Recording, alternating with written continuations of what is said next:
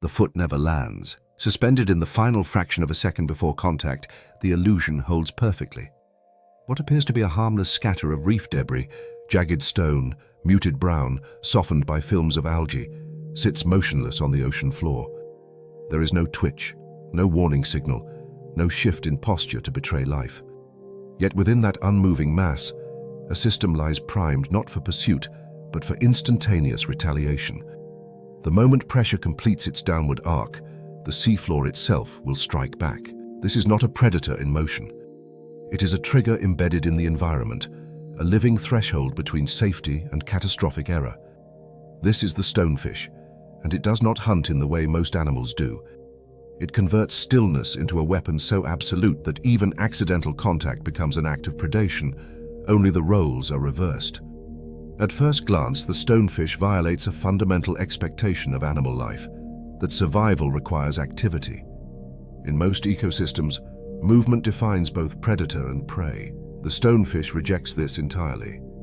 Its body is an exercise in geological imitation. Its skin sculpted into irregular ridges and pits that scatter light in unpredictable ways, breaking up any recognizable outline. Layers of dermal flaps protrude unevenly, mimicking the torn edges of coral fragments. Pigment cells produce mottled patterns that align not with a single background, but with the statistical randomness of reef rubble. Over time, microscopic algae and biofilms colonize its surface, completing the illusion by embedding the fish within the living texture of the reef. It does not simply resemble a rock. It becomes one, chemically and visually integrated into the substrate. This integration is not passive. The stonefish occupies a narrow ecological niche where visual ambiguity is more valuable than mobility. In the shifting light of shallow tropical waters, where wave action distorts shadows and particles drift constantly through the water column, predators and prey alike rely on rapid pattern recognition rather than detailed inspection. Anything that does not move, that does not present a clear outline or consistent signal, is filtered out as background noise. The stonefish exploits this perceptual shortcut. It does not need to be perfectly invisible. It only needs to fall below the threshold of attention. Beneath this static exterior lies a physiological system tuned for one of the fastest defensive responses in the marine world. Along its dorsal surface, a series of rigid spines stand like concealed needles, each connected to venom glands housed within the body. These spines are not actively deployed in the sense of a striking appendage. They are passive triggers, designed to respond to external force. When pressure is applied, when a foot steps down, when a predator attempts to bite, the spines are driven downward, compressing the glands and forcing venom upward through channels into the wound. The delivery is mechanical, not behavioral. The stonefish does not decide to sting. The environment decides for it.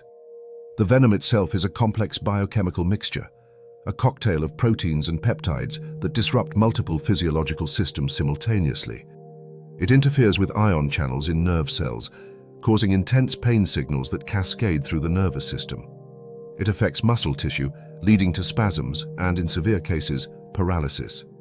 It can impact cardiovascular function, altering heart rhythm and blood pressure. The effect is not merely to deter, it is to overwhelm. In ecological terms, this is overkill.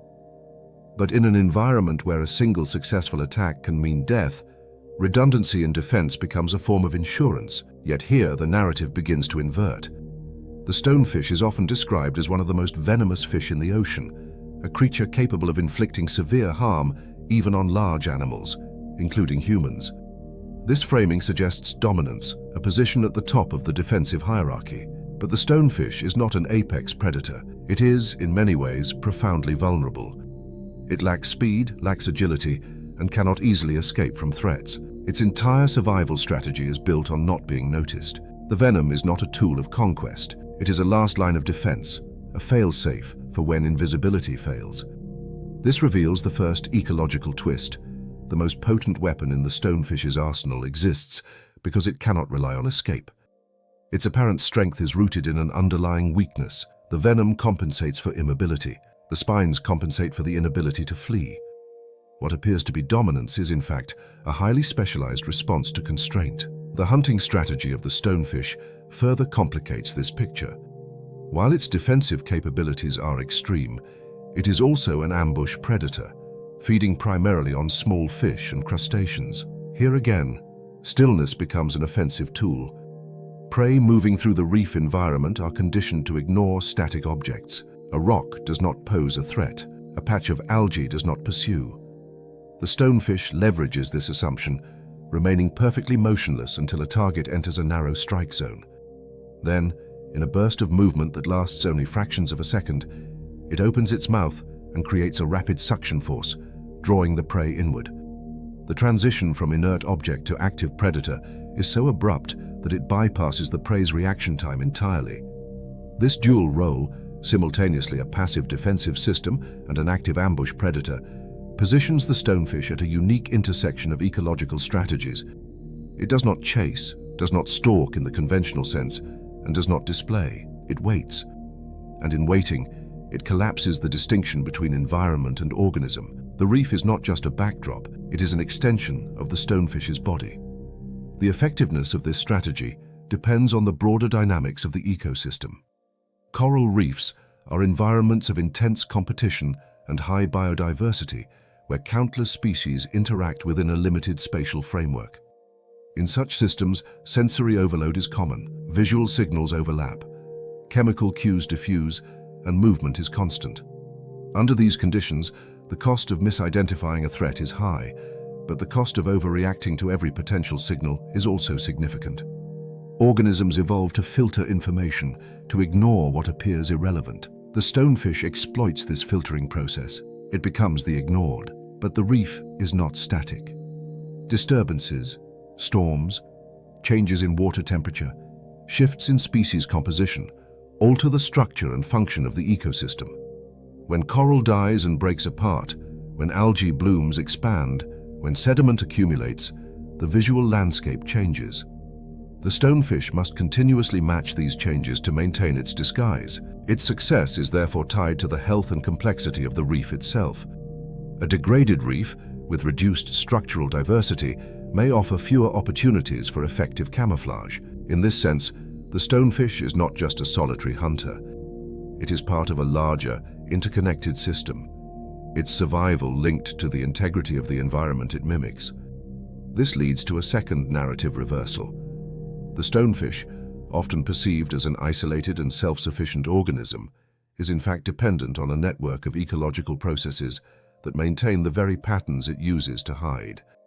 Its invisibility is not solely its own creation, it is co-produced by the reef. There is also a temporal dimension to its strategy. The stonefish does not need to succeed in every moment.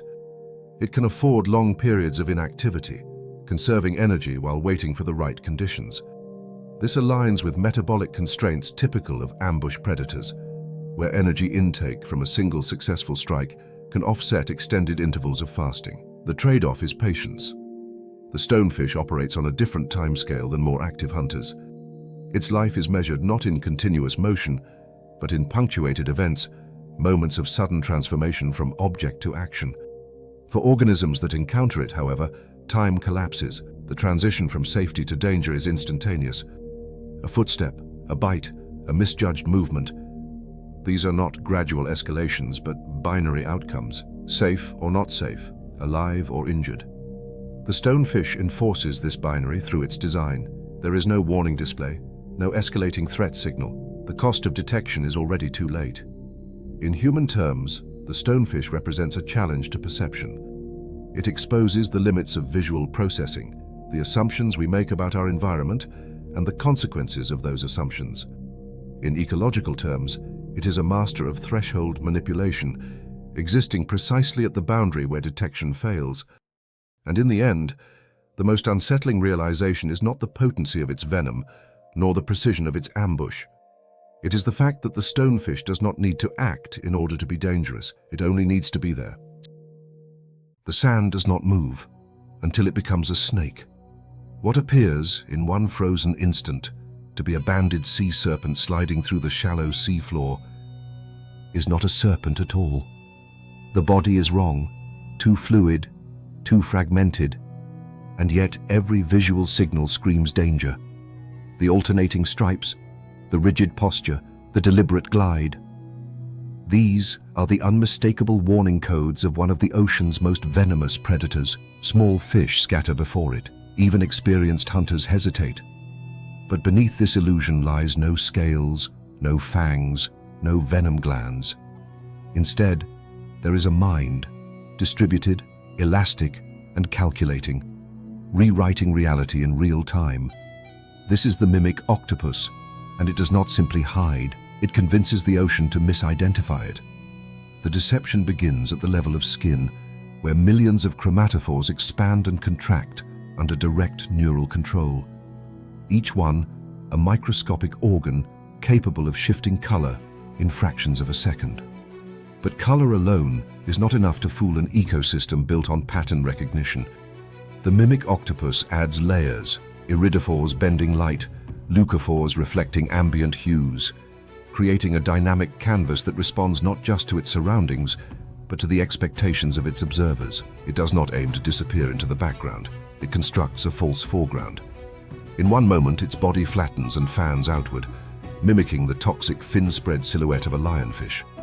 In another, it elongates two arms, buries the rest, and ripples forward as a banded sea snake, exploiting the evolutionary memory of predators that have learned over countless generations that striking such a creature is fatal.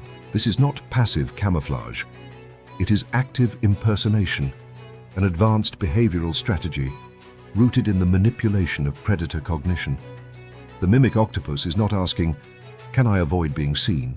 It is asking, "What do you fear most right now?" And then it becomes that fear. The nervous system that enables this is unlike that of most animals. Rather than centralizing control entirely within a single brain, the octopus distributes decision-making across its arms, each one containing dense neural networks capable of semi-autonomous action. This decentralization allows for an extraordinary level of flexibility. While one arm probes the substrate for chemical signals, another adjusts posture to maintain the illusion, while the mantle subtly shifts coloration to match the angle of incoming light. The animal is not performing a single trick. It is running multiple biological processes simultaneously, each calibrated to reinforce a single outcome: hesitation in the observer. And hesitation in the ocean is everything. Predation operates on thresholds, split-second decisions driven by visual cues, movement patterns, and risk assessment. A predator that misidentifies prey risks injury, venom exposure, or wasted energy. The mimic octopus exploits this cost-benefit calculation. By presenting itself as something dangerous, it forces the predator into a dilemma: attack and risk catastrophic error, or withdraw and lose a meal. In that moment of indecision, the octopus escapes. Its survival is not based on outrunning danger, but on reshaping the decision-making process of its enemies. Yet this strategy carries its own risks. To impersonate a venomous species is to adopt its visibility. The lionfish is not invisible. It is conspicuous, its elaborate fins broadcasting a warning. The sea snake does not hide. It moves with deliberate confidence. By mimicking these animals, the octopus abandons the safety of blending into the background. It becomes noticeable. It enters the perceptual field of predators that might otherwise ignore it. The deception must therefore be perfect, or at least convincing enough to cross the predator's risk threshold. A flawed imitation could invite exactly the attack it is trying to avoid. Here, the mimic octopus reveals the first narrative reversal. Invisibility is not always the safest strategy. Sometimes the most effective way to avoid being eaten is to be seen clearly, as something else. The environment in which this strategy evolved is not a static reef filled with fixed hiding places, but a shifting mosaic of sand flats, broken coral, and sparse cover. In such a landscape, traditional camouflage, matching a single background, fails as soon as the animal moves. The mimic octopus solves this by abandoning the idea of a fixed identity altogether. It becomes a moving target with no consistent form, no stable outline, no predictable behavior. Its body is a variable, not a constant. In ecological terms, it occupies a niche defined not by morphology, but by adaptability. This adaptability extends beyond defense. When hunting, the mimic octopus reverses its own strategy. Instead of appearing dangerous, it may adopt forms that lower the guard of its prey. Flattening itself against the substrate, it becomes a harmless patch of sand. Curling its arms, it mimics drifting debris. Small crustaceans approach, interpreting these shapes as part of the non-threatening environment. Then, without warning, the illusion collapses. Arms surge forward, suction cups locking onto the prey, beak delivering the final strike. The same system that deters predators becomes a tool for ambush. But even here, the logic is more complex than simple disguise. The octopus is not merely hiding from prey, it is manipulating the sensory biases of its targets. Many marine organisms rely on motion detection and contrast rather than detailed visual recognition. By minimizing sudden movements and maintaining low contrast patterns, the octopus effectively erases itself from the perceptual filters of its prey. It does not need to be perfectly invisible, it only needs to fall below the detection threshold. This reveals a deeper biological principle. Perception is not a mirror of reality, but a filtered interpretation shaped by evolutionary pressures. The mimic octopus does not change the world around it. It changes how that world is perceived. Its weapon is not invisibility in the physical sense, but invisibility within the cognitive frameworks of other species. Yet the ocean is not static, and neither are its inhabitants. Predators learn, they adapt. A fish that survives an encounter with a mimic octopus may begin to recognize subtle inconsistencies in its disguise, the way its arms articulate, the timing of its movements, the slight mismatch in pattern. Over time, the effectiveness of a given impersonation may decline. The octopus must then refine its repertoire, adjusting its performance, selecting new models, evolving its deception. This ongoing arms race introduces a second narrative reversal.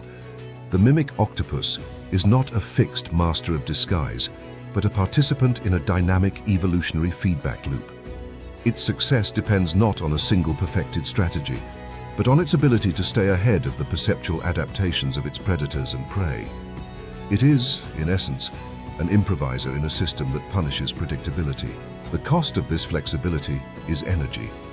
Maintaining rapid color changes, complex postures, and continuous environmental assessment requires metabolic resources.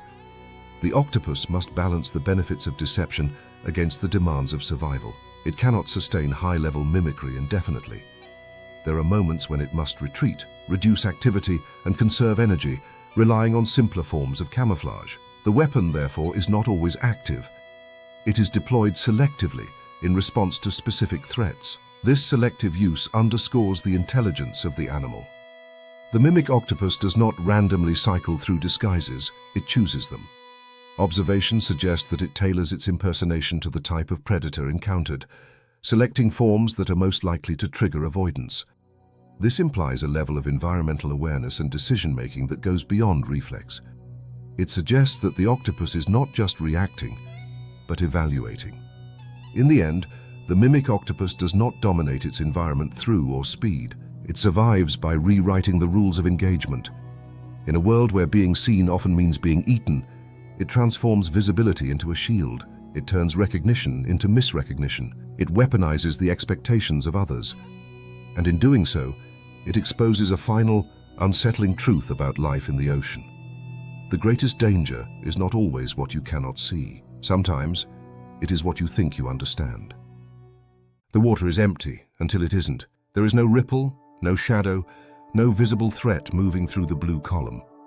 A small fish drifts forward, its sensory world tuned to motion, contrast, and vibration, filtering out what appears to be nothing. But nothing in this environment is a miscalculation. Suspended in the water, nearly indistinguishable from the surrounding medium, a gelatinous cube drifts with deliberate indifference. It does not pursue, it does not react. Yet as the fish crosses an invisible boundary, the water itself lashes out. Thousands of microscopic harpoons fire in synchrony, penetrating skin, delivering venom, rewriting the physiology of the organism in an instant. The fish does not flee, it cannot.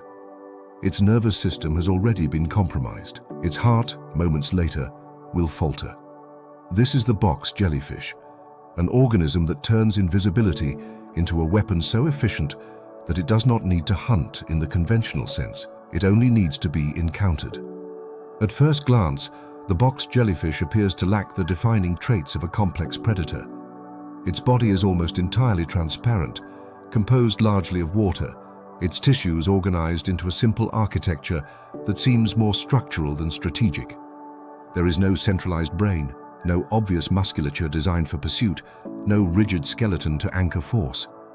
And yet, within this apparent simplicity lies one of the most sophisticated and lethal delivery systems in the marine world. The paradox is immediate. How does an organism with such minimal structural complexity exert such precise and devastating control over other life forms? The answer lies not in visible anatomy, but in the microscopic machinery embedded within its tentacles. Each tentacle is lined with countless nematocysts, specialized organelles unique to cnidarians, each one a coiled capsule containing a harpoon-like filament loaded with venom. These structures operate on a principle closer to mechanical release than biological action. When triggered by specific chemical and physical cues, the capsule explosively discharges, everting the filament at speeds and accelerations that rank among the fastest movements in the animal kingdom. The force generated is sufficient to penetrate the outer layers of prey, delivering venom directly into the tissues. This is not a gradual envenomation, it is an instantaneous assault at the cellular level. The triggering mechanism itself is a study in precision. Nematocysts respond to a combination of tactile stimulation and chemical signals, ensuring that discharge occurs only when a suitable target is present. This dual filter system reduces wasted effort and conserves resources, allowing the jellyfish to maintain a constant state of readiness without expending energy on false alarms. The result is a form of automated predation. The jellyfish does not decide to attack. The interaction between organism and environment initiates the sequence. Contact becomes the command. The venom delivered by these microscopic harpoons is a complex biochemical arsenal designed to disrupt multiple physiological systems simultaneously. It contains toxins that target ion channels in nerve and muscle cells, interfering with the normal flow of electrical signals. This disruption can lead to immediate paralysis, preventing escape. Other components affect cardiac function, altering the rhythm and strength of the heartbeat. In some cases, the combined effect can lead to rapid cardiovascular collapse. The speed of this process is critical. In the open water, where prey can move in any direction, delay equates to failure. The box jellyfish solves this by eliminating delay entirely. The moment of contact is the moment of incapacitation. Yet the true power of this system is not just its lethality, but its integration with the jellyfish's near-perfect transparency. In the pelagic environment, visibility is both an advantage and a liability. Predators that can be seen are avoided. Prey that can be seen can flee. The box jellyfish removes itself from this equation. Its body refracts light in a way that minimizes contrast with the surrounding water, effectively erasing its outline. Even its tentacles, though physically present, are often invisible until they interact with particulate matter or the bodies of other organisms. This is not camouflage in the traditional sense, where an organism blends into a specific background. This is optical minimalism, reducing the visual signature to the point where the organism becomes functionally absent from the perceptual field of others.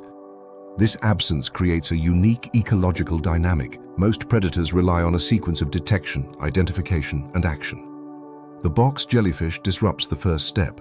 Without detection, there is no identification. Without identification, there is no avoidance. The organism exists outside the decision-making framework of its prey. It is not evaluated as a threat because it is not perceived as an object at all. The ocean in this context becomes a medium of hidden hazards, where the boundary between environment and organism is indistinct. However, this strategy introduces a profound vulnerability. The box jellyfish is not armored, its tissues are delicate, easily damaged by physical forces. It cannot withstand strong currents, cannot actively pursue fast-moving prey over long distances, and lacks the structural defenses of more robust organisms. Its survival depends on maintaining a position within specific water conditions, currents that are strong enough to bring prey into contact, but not so turbulent as to tear its fragile body apart. It is, in many ways, at the mercy of the environment it inhabits. Here emerges the first narrative reversal. The same transparency that makes the box jellyfish an invisible predator also renders it an exposed participant in the physical dynamics of the ocean. It cannot hide from forces like current and turbulence. It cannot anchor itself to the substrate. It drifts, navigating through pulsations of its bell, but largely carried by external conditions. Its power is conditional, dependent on the alignment of environmental variables that bring prey within reach of its tentacles. Despite this apparent passivity, the box jellyfish exhibits a level of behavioral complexity that challenges assumptions about its simplicity. Unlike many jellyfish that drift entirely with currents, certain species of box jellyfish possess the ability to swim with directional intent, using rhythmic contractions of their bell to move through the water column. They can navigate toward areas of higher prey density, avoid obstacles, and even respond to light gradients. This suggests the presence of a decentralized but effective sensory system, including simple eyes capable of detecting changes in light and shadow. While not forming images in the way vertebrate eyes do, these structures provide enough information to guide movement and positioning. This introduces a second layer of complexity. The box jellyfish is not entirely passive. It occupies an intermediate space between drift and control, between automation and response. Its predatory system may be triggered automatically, but its placement within the environment is not entirely random. It can position itself where encounters are more likely, effectively increasing the probability of contact without engaging in active pursuit. The ecological implications of this strategy extend beyond individual predation events. By exerting pressure on small fish and planktonic organisms, the box jellyfish participates in the regulation of lower trophic levels. Its presence influences the behavior and distribution of prey species, which in turn affects the dynamics of the broader ecosystem. Yet, because it is so difficult to detect, its impact is often underestimated. It operates as a hidden force within the food web, its effects diffused and indirect, yet significant. There is also a broader evolutionary context to consider. The efficiency of the nematocyst system represents a solution to a fundamental problem: how to capture prey in an environment where three-dimensional movement allows for rapid escape. Instead of evolving speed or strength, the box jellyfish evolves immediacy. It collapses the time between contact and incapacitation to near zero. In doing so, it sidesteps the arms race of pursuit and evasion, creating a different kind of interaction, one where the prey's first awareness of danger coincides with its last opportunity to respond. And yet, even this system is not absolute. Certain species have developed partial resistance to jellyfish venom, either through physical barriers or biochemical adaptations. Some predators, such as specific types of fish and turtles, can feed on jellyfish with reduced risk, incorporating them into their diet. This reveals another reversal. The box jellyfish, despite its lethal capabilities, is not invulnerable. Its role as a predator is balanced by its position as prey within a larger network of interactions. In the end, the box jellyfish embodies a form of predation that challenges conventional definitions. It does not chase, does not stalk, does not even appear to act. Its weapon is not speed, not strength, but the elimination of perception and delay. It transforms the ocean into a field of invisible triggers, where contact alone is sufficient to initiate a cascade of irreversible events. And the most unsettling realization is not the potency of its venom, nor the precision of its microscopic harpoons. It is the fact that, in its presence, the line between empty water and lethal encounter no longer exists. The reef fractures into motion without anything moving. A ripple of shadow slides across the sand, not cast by a passing cloud or drifting debris, but generated from within the body of something that should be visible and is not. A cuttlefish hovers in open water, fully exposed, its outline unmistakable, until, in a fraction of a second, it ceases to exist as an object and becomes an event. Its skin ignites in waves of shifting contrast, edges dissolving into gradients that match not just the color of the substrate, but the direction and intensity of light itself.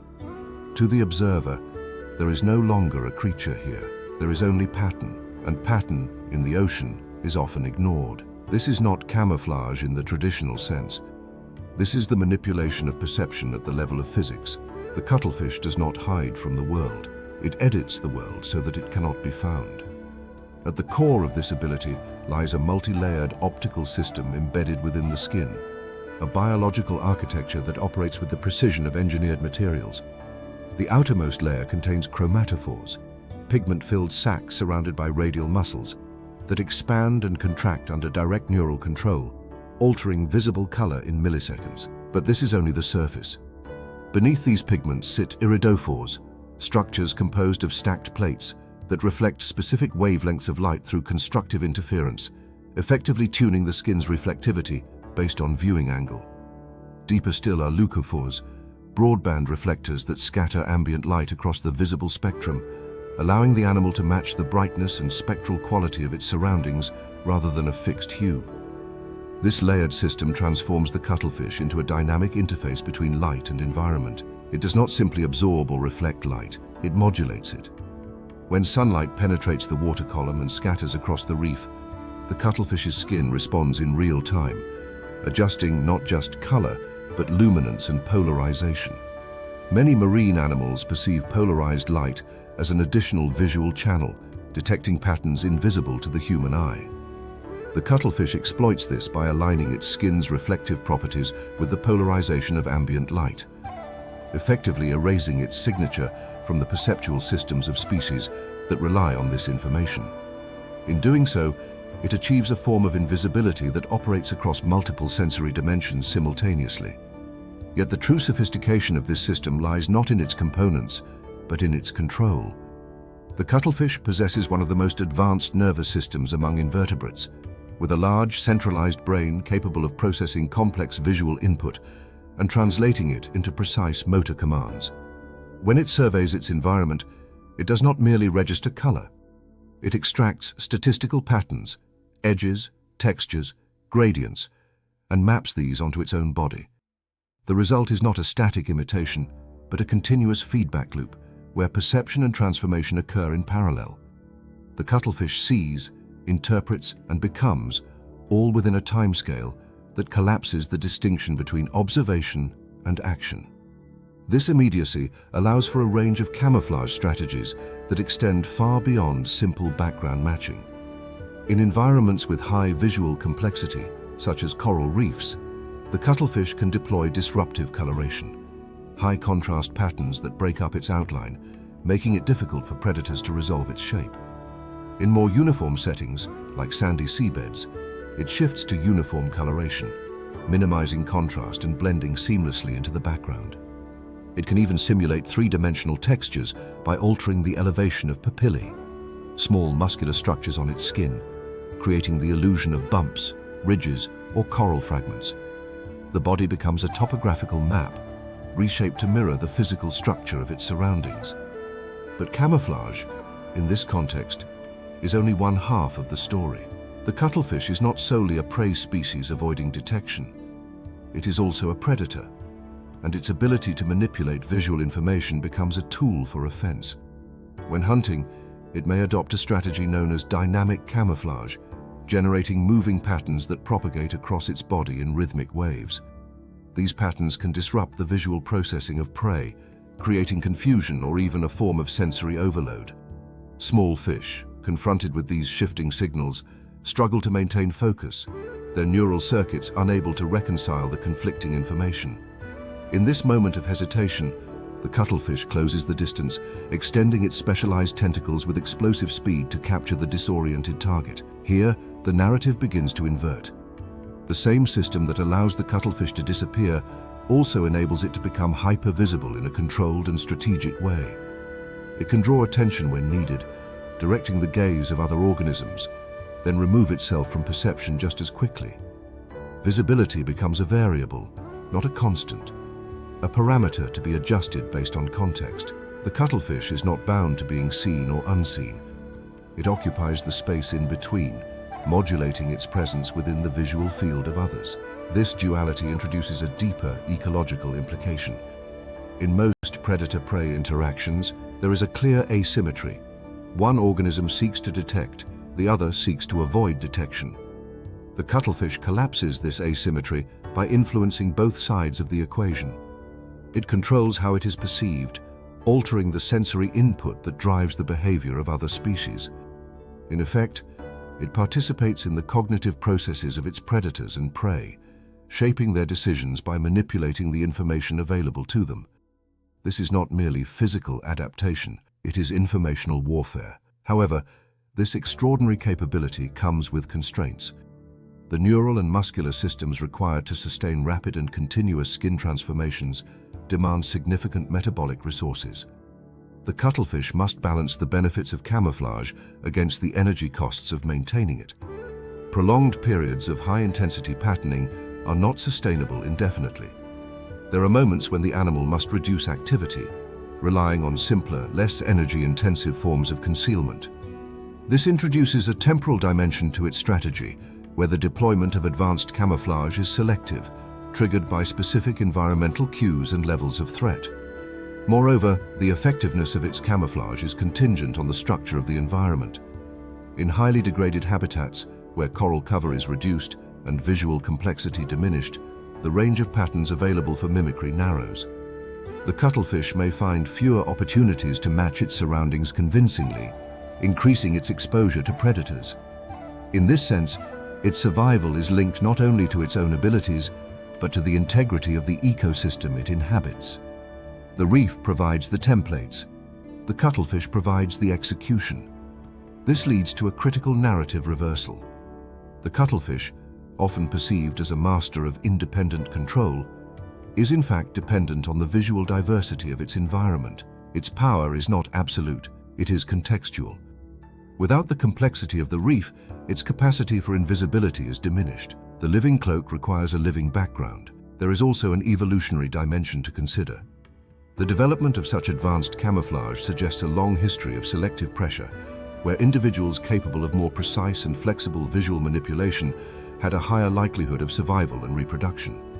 Over time, this would lead to the refinement of both the physical structures involved and the neural circuits that control them. But this process does not occur in isolation. Predators, in turn, may evolve more sophisticated detection mechanisms, better able to identify inconsistencies or subtle cues that reveal the presence of camouflaged prey. The result is an ongoing arms race, where each improvement in concealment is met with a corresponding improvement in detection. Within this dynamic, the cuttlefish occupies a shifting position. It is neither perfectly hidden nor fully exposed. It exists within a spectrum of visibility, constantly negotiating its place within the perceptual landscape of the reef. Its success depends not on achieving perfect invisibility, but on maintaining a level of ambiguity that delays recognition just long enough to avoid capture or secure a meal. And in the final analysis, the most remarkable aspect of the cuttlefish is not the complexity of its skin or the speed of its transformations. It is the fact that it turns the fundamental medium of the ocean, light itself, into a tool of survival. In a world defined by visibility, it does not simply vanish. It rewrites what it means to be seen. The water folds inward before the prey can even register the danger. There is no visible attacker, no shadow accelerating from a distance, no tightening arc of pursuit. A small fish hovers above a patch of reef that appears lifeless, an uneven cluster of sponge-like growth, mottled and irregular, blending seamlessly into the chaotic geometry of coral and sediment. Then, without transition, the space where the fish exists collapses. The water itself seems to inhale. In less time than a neural signal can complete its circuit, the prey is no longer there. The environment has consumed it. Only afterward does the illusion fracture, revealing that the reef was never static at all. It was a mouth, waiting. This is the frogfish, and it does not hunt by movement. It hunts by becoming the absence of movement so completely that prey forgets the concept of danger. At the core of this strategy is a radical redefinition of what it means to be a predator. In most marine systems, predation is a contest of speed, endurance, or coordination. The frogfish abandons all of these. Its body is not streamlined for pursuit. Its fins are modified into limb-like appendages, allowing it to walk slowly across the substrate rather than swim efficiently. Its musculature is built not for sustained motion, but for explosive, localized force. On evolutionary terms, it has traded mobility for precision, sacrificing the ability to chase in exchange for the ability to erase the need for pursuit altogether. This trade is made possible by one of the most extreme examples of camouflage in the ocean. The frogfish's skin is a living topography of irregular textures, covered in dermal appendages that mimic the fronds of algae, the porous surfaces of sponges, or the broken edges of coral. Pigment cells distribute color in unpredictable patterns, matching not a single background, but the statistical randomness of reef debris. Some species even host microbial growth on their skin, further integrating them into the biological fabric of their surroundings. The result is not just concealment, but assimilation.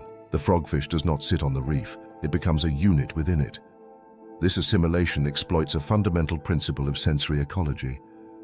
Organisms filter their environment to prioritize signals associated with movement, contrast, and novelty. Static, irregular objects are categorized as background and ignored. The frogfish positions itself precisely within this category. It is not merely unseen, it is unprocessed. Prey moving through the reef do not evaluate it as a potential threat because it does not trigger the neural pathways associated with predator detection. It exists outside the perceptual algorithms that govern survival. Yet this invisibility is only half of the system. The frogfish does not wait passively for prey to wander into its mouth. It actively manipulates the behavior of its targets through one of the most specialized anatomical structures in the animal kingdom, the elysium. This modified dorsal spine extends forward like a fishing rod, terminating in a fleshy lure known as the esker. The esker is not a static appendage. It is shaped and colored to resemble small prey items, worms, crustaceans, or other organisms that attract the attention of nearby fish. Through subtle muscular control, the frogfish animates this lure, creating movements that mimic the erratic, enticing behavior of living prey. This introduces a layer of deception that operates in reverse. While the frogfish hides its own identity, it simultaneously projects a false identity outward. It becomes both invisible predator and visible prey.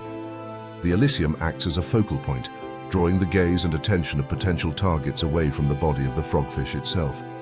Prey approach, driven by feeding instincts, focusing on the lure as an isolated object. In doing so, they enter the strike zone without recognizing the larger structure that surrounds them. The strike itself is one of the fastest feeding events recorded in vertebrates. When the prey crosses a critical threshold, the frogfish initiates a rapid expansion of its buccal cavity, opening its mouth and lowering the pressure inside. This creates a powerful suction force, drawing water and anything within it into the mouth. The entire sequence unfolds in a fraction of a second, faster than the prey's nervous system can process the change in conditions. There is no opportunity for escape, no gradual escalation of threat. The transition from safety to capture is instantaneous. This mechanism is not merely fast, it is precise. The frogfish must time its strike to coincide with the exact position of the prey relative to its mouth. Too early, and the suction field misses its target. Too late, and the prey may move beyond effective range. This requires a level of sensory integration and motor control that is often underestimated in such seemingly simple organisms. The frogfish is not reacting blindly. It is calculating, within the constraints of its neural architecture, the optimal moment to convert stillness into action. Here, the narrative begins to shift. The frogfish is often described as a master of invisibility, a predator that succeeds by not being seen. But its success depends equally on being noticed through the lure.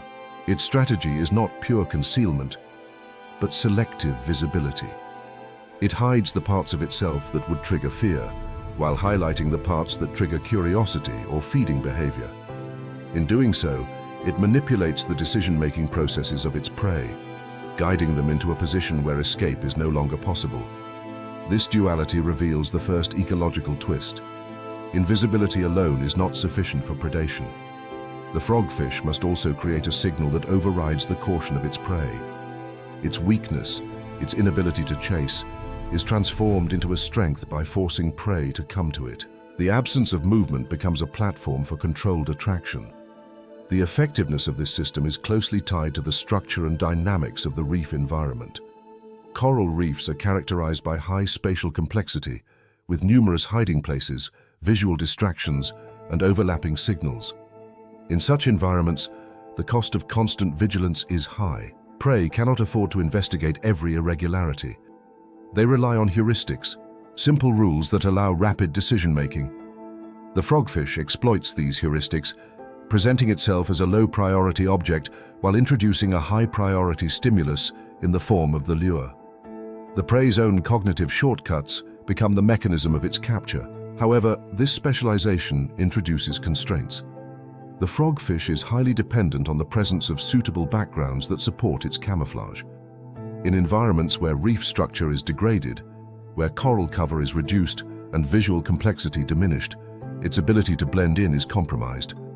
Without the irregular textures and patterns of a healthy reef, the frogfish becomes more conspicuous, increasing its vulnerability to predators.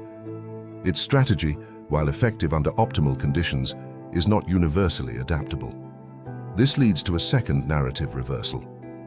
The frogfish, often perceived as a self-contained predator, is in fact deeply dependent on the integrity of its environment. Its invisibility is co-produced by the reef. The loss of that environment does not just reduce habitat. It dismantles the very mechanism that allows the frogfish to exist as a predator. There is also a temporal dimension to its behavior. The frogfish operates on a timescale defined by patience and precision. It may remain motionless for extended periods, conserving energy while waiting for prey to approach. This aligns with metabolic strategies observed in other ambush predators, where energy expenditure is minimized between feeding events. The cost of this approach is unpredictability. Success is not guaranteed at any given moment. It depends on the random movement of prey through the environment, yet when success occurs, it is decisive. The prey is captured with such speed and efficiency that the energy gained from a single event can offset long periods of inactivity. This punctuated pattern of feeding shapes the life history of the frogfish, influencing growth, reproduction, and survival. In the broader ecological context, the frogfish occupies a niche that balances predation and vulnerability. While it is an effective hunter of small fish and invertebrates, it is also subject to predation by larger species. Its camouflage provides protection, but it is not infallible. Predators that rely on different sensory modalities, such as chemical detection, may still locate it. The frogfish exists within a network of interactions, its role defined not only by its own capabilities, but by the adaptations of other species. And in the end, the most remarkable aspect of the frogfish is not the speed of its strike or the intricacy of its disguise. It is the way it transforms the concept of a predator. In a world where danger is expected to move, to chase, to reveal itself through action, the frogfish becomes the opposite. It becomes the place where nothing happens until everything does. The predator does not chase, it opens. A wall of delicate spines unfurls in slow motion, drifting outward like a blooming organism rather than an advancing threat. And in that instant, the geometry of the reef changes. What had been open water becomes a corridor. What had been escape routes collapse into narrowing funnels, and the small fish suspended within this shifting architecture hesitate, not because they are trapped by force, but because the rules of space around them have been rewritten. The structure appears too fragile to be dangerous, too ornamental to be functional, yet it expands with quiet inevitability, enclosing without touching. At the center of this living barrier, a lionfish hovers, motionless except for the subtle adjustments of its fins, its body radiating a pattern of bold stripes that seem less like camouflage and more like a signal. But the signal is not what it appears to be. It is not a warning, it is a misdirection. The lionfish's form challenges a fundamental assumption about predation, that danger is associated with aggression, speed, or concealment. Instead, it presents a morphology that suggests vulnerability or display. Elongated fin rays extending outward, membranes that ripple with the slightest current, coloration that contrasts sharply with the surrounding reef. These features do not reduce visibility, they enhance it. The lionfish is conspicuous by design. Yet this conspicuousness is precisely what allows it to control the perceptual field of its prey. At the core of this strategy lies a manipulation of visual processing. Many small reef fish rely on rapid assessment of threats based on silhouette, movement patterns, and learned associations. A fast-approaching shape triggers escape. A static, irregular object is ignored. The lionfish occupies neither category. Its slow, deliberate movements fall below the threshold of urgency, while its expanded fins disrupt the ability of prey to resolve its true body shape. The extended spines and membranes create a complex outline that is difficult to interpret, masking the position and orientation of the mouth, the actual point of danger. Prey do not perceive a single predator. They perceive a shifting, ambiguous structure. This ambiguity is amplified by the lionfish's use of its fins as active tools. When hunting, it spreads its pectoral fins outward, forming a semicircular barrier that guides prey into confined spaces. These fins do not physically trap the prey in the way a net would. Instead, they function as visual boundaries, exploiting the tendency of fish to avoid crossing unfamiliar or irregular shapes. The prey, seeking open water, move away from the expanding fins and toward the only apparent escape route. Directly in front of the lionfish's mouth, the predator does not need to pursue. It orchestrates movement, shaping the behavior of its targets through spatial manipulation. This orchestration reveals a deeper level of control. The lionfish is not reacting to prey movement alone. It is anticipating and influencing it. By adjusting the angle and spread of its fins, it can alter the direction in which prey attempt to flee, effectively steering them into optimal positions for capture. This requires a coordination between sensory input and motor output that is more complex than simple reflex. The lionfish must maintain awareness of multiple moving targets while simultaneously managing the configuration of its own body as a dynamic structure.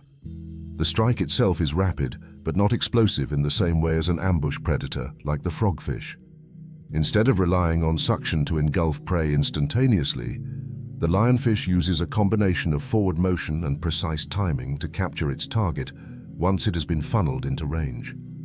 The success of the strike depends less on speed and more on the accuracy of the preceding manipulation. By the time the attack occurs, the prey's options have already been reduced to a narrow set of outcomes, all of which lead toward the predator. Yet the lionfish's weaponry extends beyond behavioral manipulation. Along its dorsal, pelvic, and anal fins are venomous spines connected to glands that produce a potent toxin. These spines are not used offensively in the context of hunting. They are defensive, designed to deter predators that might attempt to consume the lionfish itself. The venom causes intense pain and can disrupt physiological processes in larger organisms, creating a strong incentive for avoidance. Combined with the fish's conspicuous appearance, this defensive system establishes a reputation within the ecosystem. The lionfish is not to be attacked. Here, the narrative begins to invert. The lionfish's visibility, which might be expected to increase its vulnerability, becomes a protective advantage. Its bold coloration and elaborate fins function as a form of aposematism, a warning signal advertising its toxicity. Predators that have experienced or learned to associate this pattern with danger are less likely to engage. In this way, the lionfish leverages its own visibility to reduce the likelihood of being targeted, turning what might appear to be a liability into a form of deterrence. But this deterrence has a secondary effect. By reducing the pressure from predators, the lionfish gains greater freedom to operate within the reef environment. It can move more openly, expand its hunting grounds, and invest more energy into feeding rather than avoidance. This shift in energy allocation has implications for the broader ecosystem. In regions where lionfish populations are not balanced by natural predators, such as areas where they have been introduced outside their native range, their impact can be profound. They can reduce populations of small fish, altering community structure and affecting the dynamics of the reef. This leads to a second narrative reversal. The lionfish, often perceived as a delicate and ornamental species, becomes a significant ecological force when its defensive and predatory strategies are combined. Its elegance masks an efficiency that can reshape entire communities. The effectiveness of its hunting strategy is also influenced by the sensory biases of its prey. Some studies suggest that lionfish may use subtle jets of water directed toward prey, creating disturbances that interfere with the prey's lateral line system, a sensory organ used to detect movement and pressure changes in the water. By disrupting this system, the lionfish may further reduce the ability of prey to accurately perceive its approach or the surrounding environment. This adds another layer to its misdirection, extending beyond visual cues into the realm of mechanosensory manipulation. The lionfish's reliance on slow, deliberate movement also aligns with metabolic considerations. Rapid, sustained swimming is energetically costly, especially in environments where food availability can be variable. By minimizing movement and maximizing efficiency in each hunting event, the lionfish conserves energy while maintaining a high success rate. This strategy is particularly effective in complex habitats like coral reefs, where prey density is high but mobility is constrained by physical structures. However, this specialization is not without limits. The lionfish's success depends on the presence of environments that support its mode of hunting. Spaces where it can use its fins to manipulate movement and where prey rely heavily on visual cues. In open water or highly simplified habitats, its effectiveness may be reduced. Additionally, while its venom deters many predators, it does not make the lionfish invulnerable. Certain species may still prey on it, and environmental changes can alter the balance of interactions within the ecosystem. Despite these constraints, the lionfish represents a distinct approach to predation, one that emphasizes control over confrontation. It does not overpower its prey through force or speed. It reshapes the context in which prey make decisions, guiding them toward outcomes that favor the predator. Its beauty is not incidental, it is functional. The flowing fins, the striking patterns, the slow, deliberate movements, all are components of a system designed to mislead. And in the end, the most striking aspect of the lionfish is not the venom in its spines or the precision of its strikes.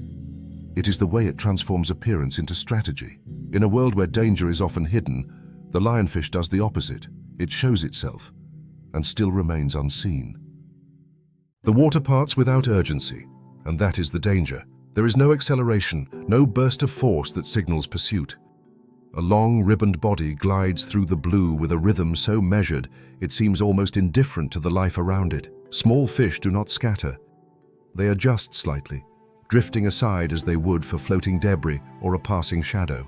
Nothing about the movement suggests threat. There is no tightening spiral, no coiled tension, no visible preparation for attack. And yet within this calm trajectory lies one of the most chemically potent weapons in the ocean. The strike, when it comes, is not announced.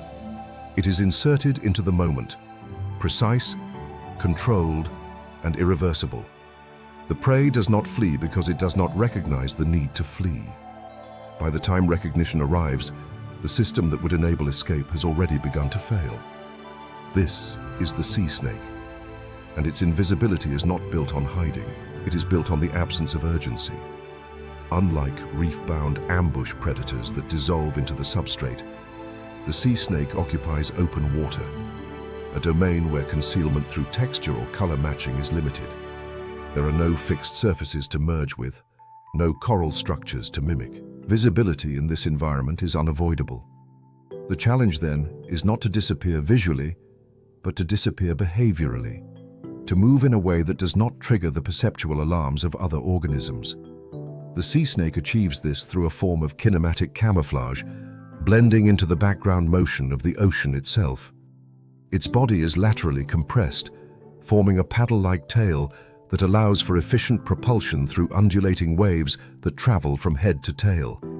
This mode of locomotion is not designed for sudden bursts of speed. It is optimized for sustained, energy-efficient movement. The result is a glide that appears effortless, lacking the abrupt changes in velocity that many fish use during predatory chases.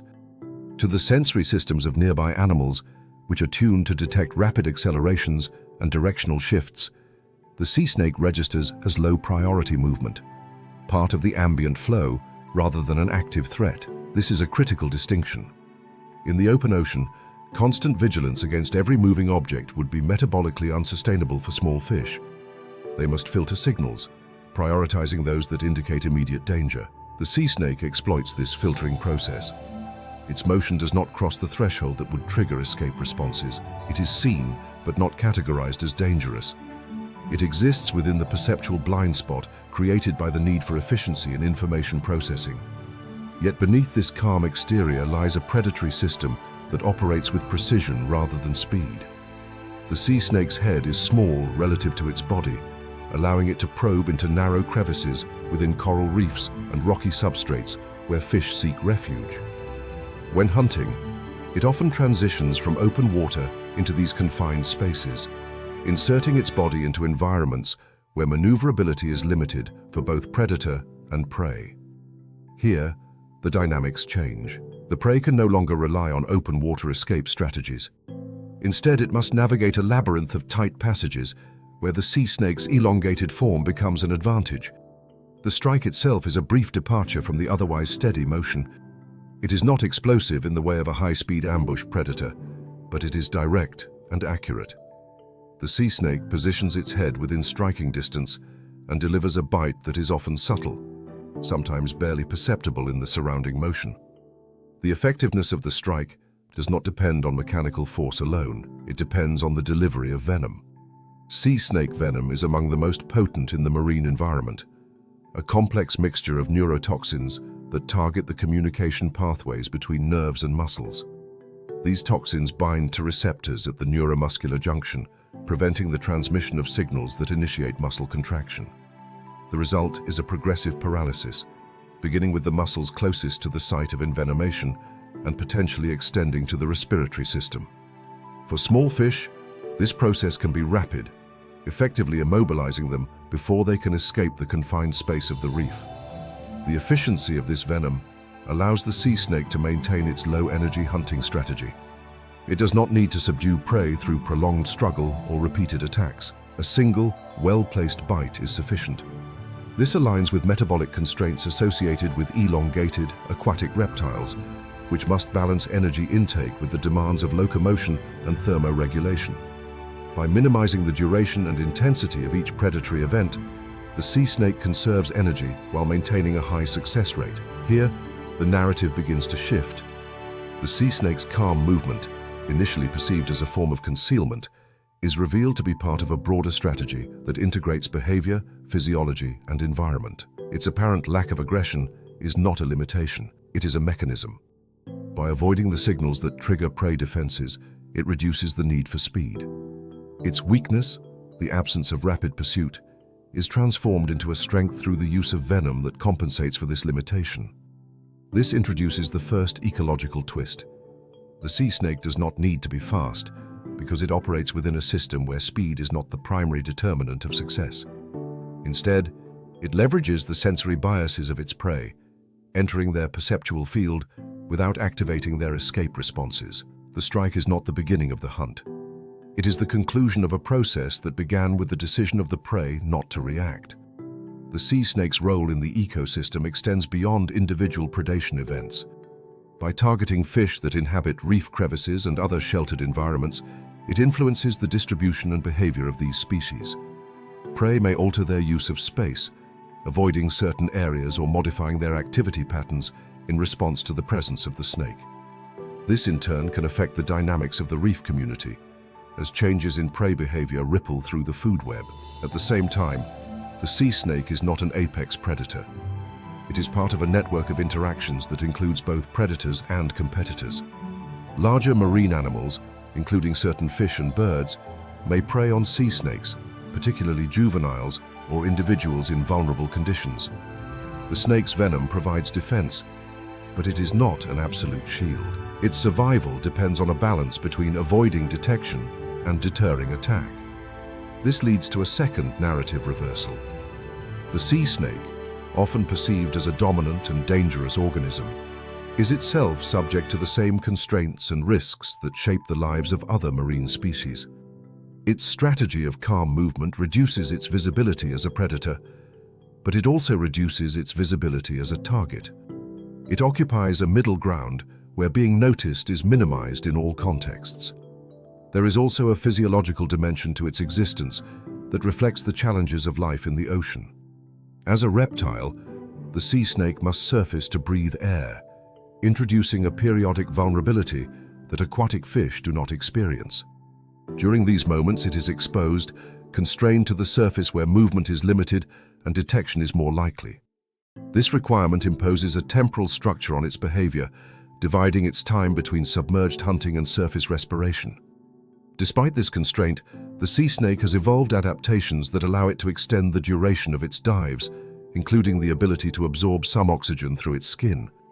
This reduces the frequency of surfacing and allows for longer periods of continuous hunting. It is another example of how the species navigates the balance between visibility and function, minimizing exposure while maintaining physiological needs.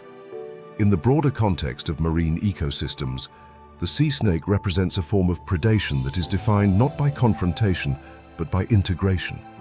It moves through the environment in a way that aligns with its dynamics, becoming part of the background motion rather than standing apart from it.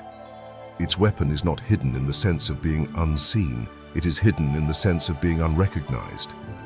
And in the end, the most unsettling aspect of the sea snake is not the potency of its venom or the precision of its strike. It is the way it transforms calmness into concealment. In a world where danger is expected to reveal itself through urgency, it does the opposite. It remains steady, and in that steadiness, it disappears. The cave breathes before the strike is visible. A narrow fissure in the reef pulses open and closed, not with intent, but with rhythm, an oscillation that seems incidental, almost mechanical, as if the rock itself were ventilating the water that passes through it. Small fish drift nearby, calibrating their distance not by the shape of the crevice, but by the absence of sudden motion. The opening reveals only darkness and a pale interior that expands and contracts in slow repetition. It is not recognized as a predator, it is categorized as structure. Then the darkness resolves into a line of teeth, and the rock becomes a mouth. The first bite is fast enough to fracture the illusion, but not fast enough to explain it. The prey is caught, but the story is not over, because inside that mouth, another mechanism is already in motion, one that does not belong to the visible world of the reef. This is the moray eel, and its true weapon is not the ambush, it is the system hidden behind it. Moray eels occupy a space in the reef that blurs the boundary between organism and architecture. Their elongated bodies allow them to embed themselves within crevices, tunnels, and cavities that extend deep into the coral matrix. Only the head is typically visible, protruding just enough to maintain access to the surrounding water. This positioning serves multiple functions simultaneously.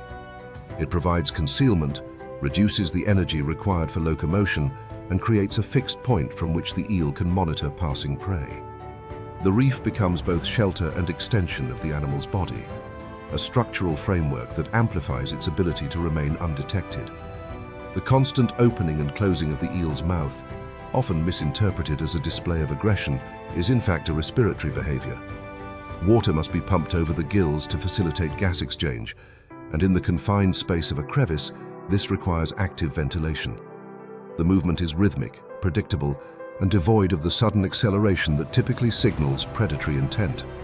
For nearby fish, this repetitive motion becomes background noise, an element of the environment that can be ignored. The eel's most visible feature is thus repurposed as a form of behavioral camouflage, masking its readiness to strike behind a pattern that appears non-threatening. When prey approaches within a critical distance, the eel transitions from passive observer to active predator with a rapid forward lunge. The initial bite is driven by the muscles of the head and anterior body, snapping the jaws shut around the target. This action alone would be sufficient for many predators, but in the case of the moray eel, it represents only the first phase of a two-stage capture system. The geometry of the eel's skull limits the force and range of this initial bite. Unlike animals with rigid jaws that can generate significant crushing power, the moray's elongated form prioritizes flexibility over brute strength. This creates a potential vulnerability. Prey that is not fully secured could escape during the handling process. It is here that the eel's hidden mechanism comes into play. Within the throat lies a second set of jaws, the pharyngeal jaws, derived from modified gill arches. These jaws are not fixed in place. They are mounted on a mobile structure that can extend forward into the oral cavity, reaching toward the prey held by the primary jaws. When activated, the pharyngeal jaws surge forward, grasp the prey, and retract, pulling it deeper into the esophagus. This movement is both rapid and precise, occurring within a space that is invisible to external observers. the prey experiences a second capture event, one that cannot be escaped once initiated. This dual-jaw system represents a significant departure from the typical feeding mechanisms of most vertebrates. In many fish, the act of swallowing relies on suction and the coordinated movement of the jaws and gill covers to draw prey inward. The moray eel, constrained by its body shape and the narrow confines of its habitat, cannot rely on this method alone. The evolution of mobile pharyngeal jaws provides a solution, allowing the eel to transport prey from the point of capture to the digestive tract without releasing its grip. It is an internal conveyor, a mechanism that ensures continuity between capture and consumption. The presence of this system introduces a profound narrative reversal. The visible bite, which appears to be the decisive moment of predation, is in fact only the beginning. Even if the prey were to break free from the initial jaws, a rare but theoretically possible outcome, it would still be within range of the secondary mechanism. The true point of no return lies not at the moment of contact, but at the activation of the pharyngeal jaws. The trap is not at the entrance, it is within. This internalization of the predatory mechanism shifts the nature of the interaction. The reef, already serving as a hiding place, becomes a funnel that directs prey into a system from which escape is structurally impossible. The eel does not need to pursue or restrain its prey through external force alone. It relies on a sequence of coordinated actions that transition the prey from the external environment into a controlled internal space. Once inside this space, the prey is subject to forces and constraints that it cannot counteract. The effectiveness of this strategy is enhanced by the eel's sensory capabilities. Moray eels possess a highly developed sense of smell, allowing them to detect chemical cues in the water that indicate the presence of potential prey. This olfactory sensitivity compensates for relatively limited visual acuity, enabling the eel to locate targets even in low-light conditions or within complex reef structures.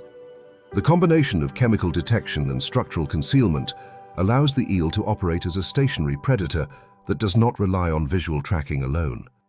At the same time, the eel's position within the reef exposes it to its own set of risks. By anchoring itself within a fixed location, it becomes dependent on the availability of suitable crevices and the flow of prey through those spaces. It cannot easily relocate in response to changes in prey distribution or environmental conditions. Its strategy is one of commitment, investing in a specific position and waiting for opportunities to arise. This introduces an element of uncertainty, as success depends on factors beyond the eel's immediate control. This dependence on the reef structure leads to a second narrative reversal. The moray eel, often perceived as a self-contained predator, is in fact deeply integrated into the physical and ecological fabric of its environment. Its effectiveness is contingent on the presence of complex habitats that provide both concealment and access to prey.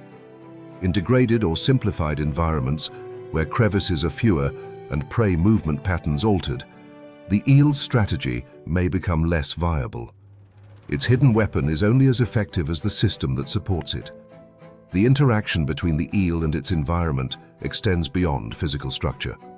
Cleaner organisms, such as certain species of shrimp and fish, are known to enter the mouths of moray eels to remove parasites and dead tissue. During these interactions, the eel suppresses its predatory response, allowing the cleaners to operate without being consumed. This behavior suggests a level of control over its feeding mechanisms, distinguishing between prey and symbiotic partners based on context.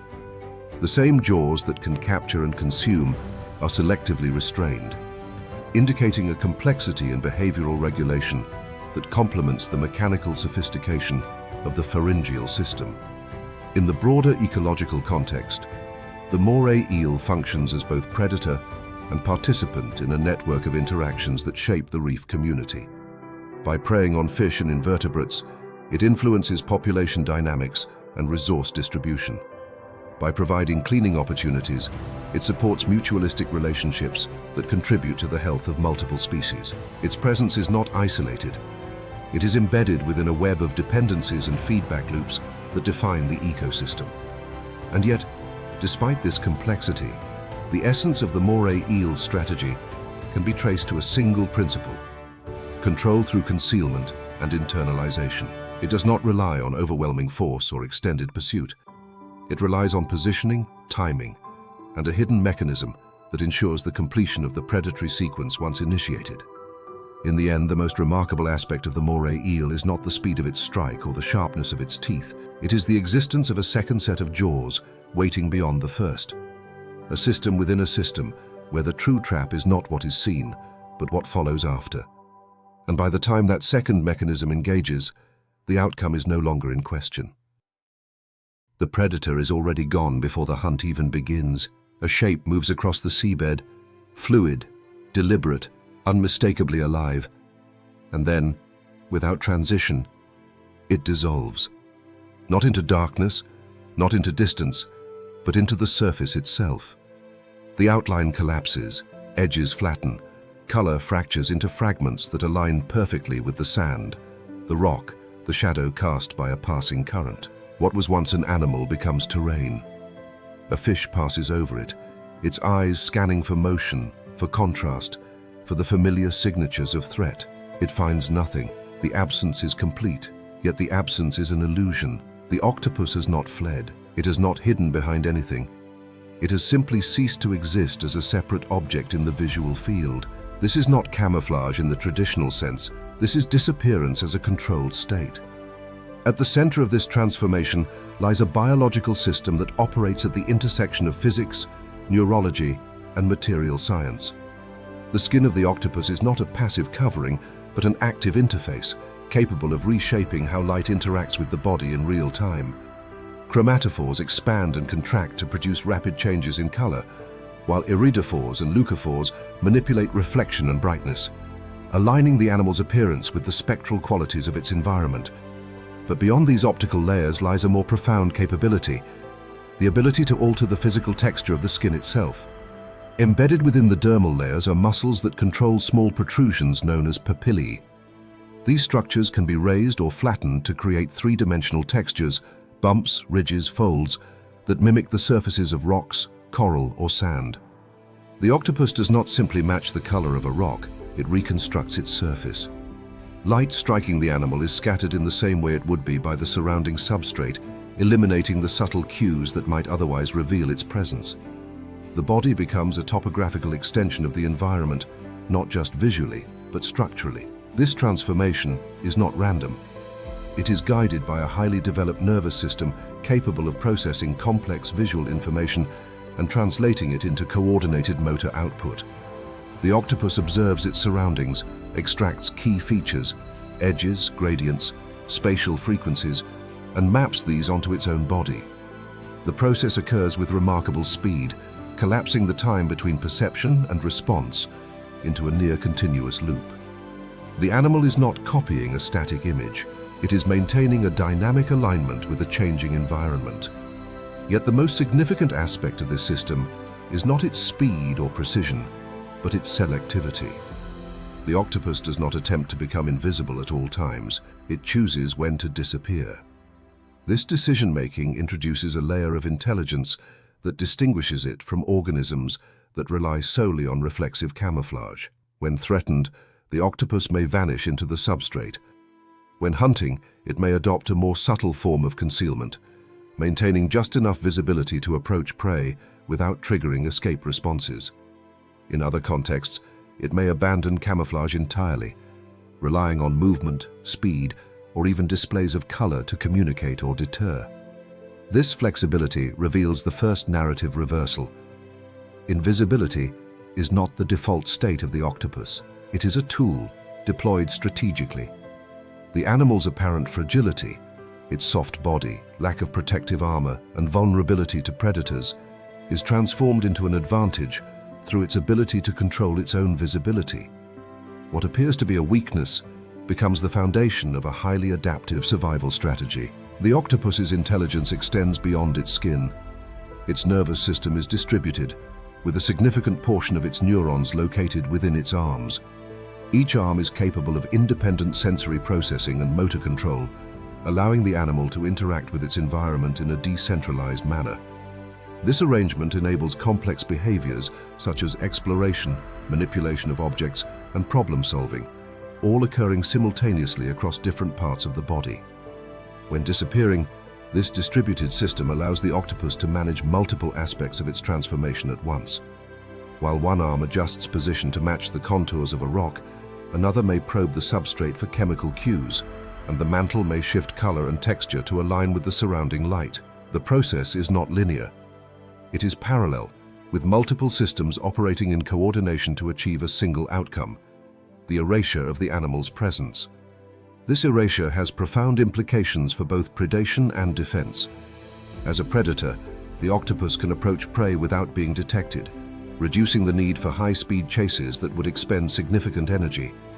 It can position itself within striking distance, then extend its arms rapidly to capture the target. The success of this strategy depends not on the speed of the strike alone, but on the absence of warning. By the time the prey perceives the threat, the distance required for escape has already been eliminated. As prey, the octopus uses the same system to avoid detection by larger predators. Instead of fleeing, which would reveal its position through movement, it remains still, blending into the environment so completely that it becomes part of the background. This reliance on stillness aligns with the sensory biases of many marine predators, which are tuned to detect motion and contrast. By removing these cues, the octopus effectively removes itself from the predator's decision-making process. However, this strategy is not without cost. The maintenance of rapid and precise camouflage requires continuous neural processing and muscular activity, both of which consume energy. The octopus must balance the benefits of invisibility against these metabolic demands, deploying its full capabilities only when necessary. This introduces a temporal dimension to its behavior, where periods of high activity are interspersed with intervals of relative simplicity. The effectiveness of its camouflage is also dependent on the complexity of the environment. In richly structured habitats like coral reefs, the abundance of textures and patterns provides a wide range of templates for mimicry. In more uniform environments, such as open sandflats, the options are more limited. The octopus must rely on subtler variations in color and texture, and its margin for error is reduced. The environment, therefore, is not just a backdrop. It is an active participant in the animal's ability to disappear. This leads to a second narrative reversal. The octopus, often seen as a master of independent control, is in fact constrained by the visual and structural properties of its surroundings. Its invisibility is co-created by the environment. Without the complexity of the habitat, its ability to vanish is diminished. Beyond camouflage, the octopus's intelligence allows it to engage in behaviors that further enhance its survival.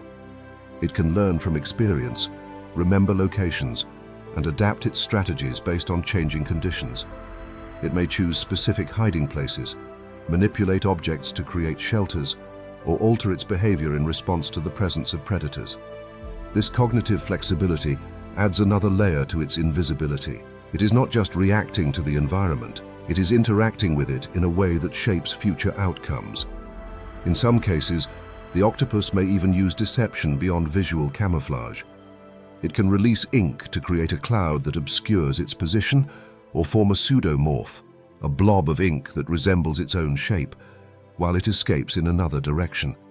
These behaviors demonstrate an understanding of cause and effect, using environmental manipulation to alter the perception of other organisms.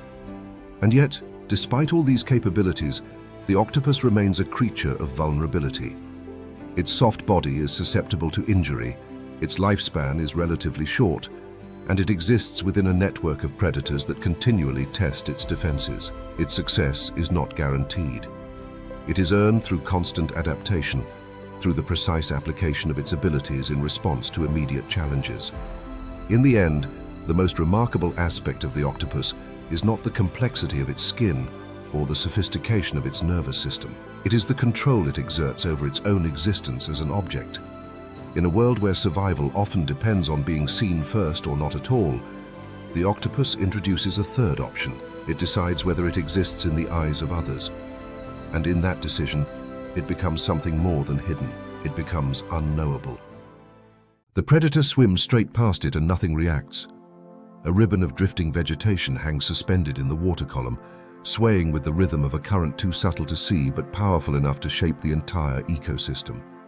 Its edges fray into delicate filaments, each one catching light differently, scattering it into broken fragments that dissolve into the blue. There is no urgency in its movement, no direction, no purpose beyond drifting. A small fish passes close enough to brush against it, adjusting its path only slightly, interpreting the contact as nothing more than interference from the environment. The plant does not respond. It does not recoil, does not anchor, does not pursue. It simply continues to exist as part of the seascape. And yet, within this apparent absence of agency, there is a body, structured, deliberate, and alive. The leafy sea dragon does not hide behind the environment. It removes the distinction between itself and the environment so completely that the concept of hiding becomes irrelevant. At first glance, the anatomy of the leafy sea dragon appears almost excessive, as if evolution has overextended its design into something ornamental rather than functional. Its elongated body is lined with elaborate appendages that resemble the fronds of seaweed, each one branching into smaller lobes that mimic the irregular geometry of marine vegetation. These structures do not contribute to propulsion. They do not generate force or enhance speed. Instead, they create drag, slowing the animal's movement and making rapid escape nearly impossible.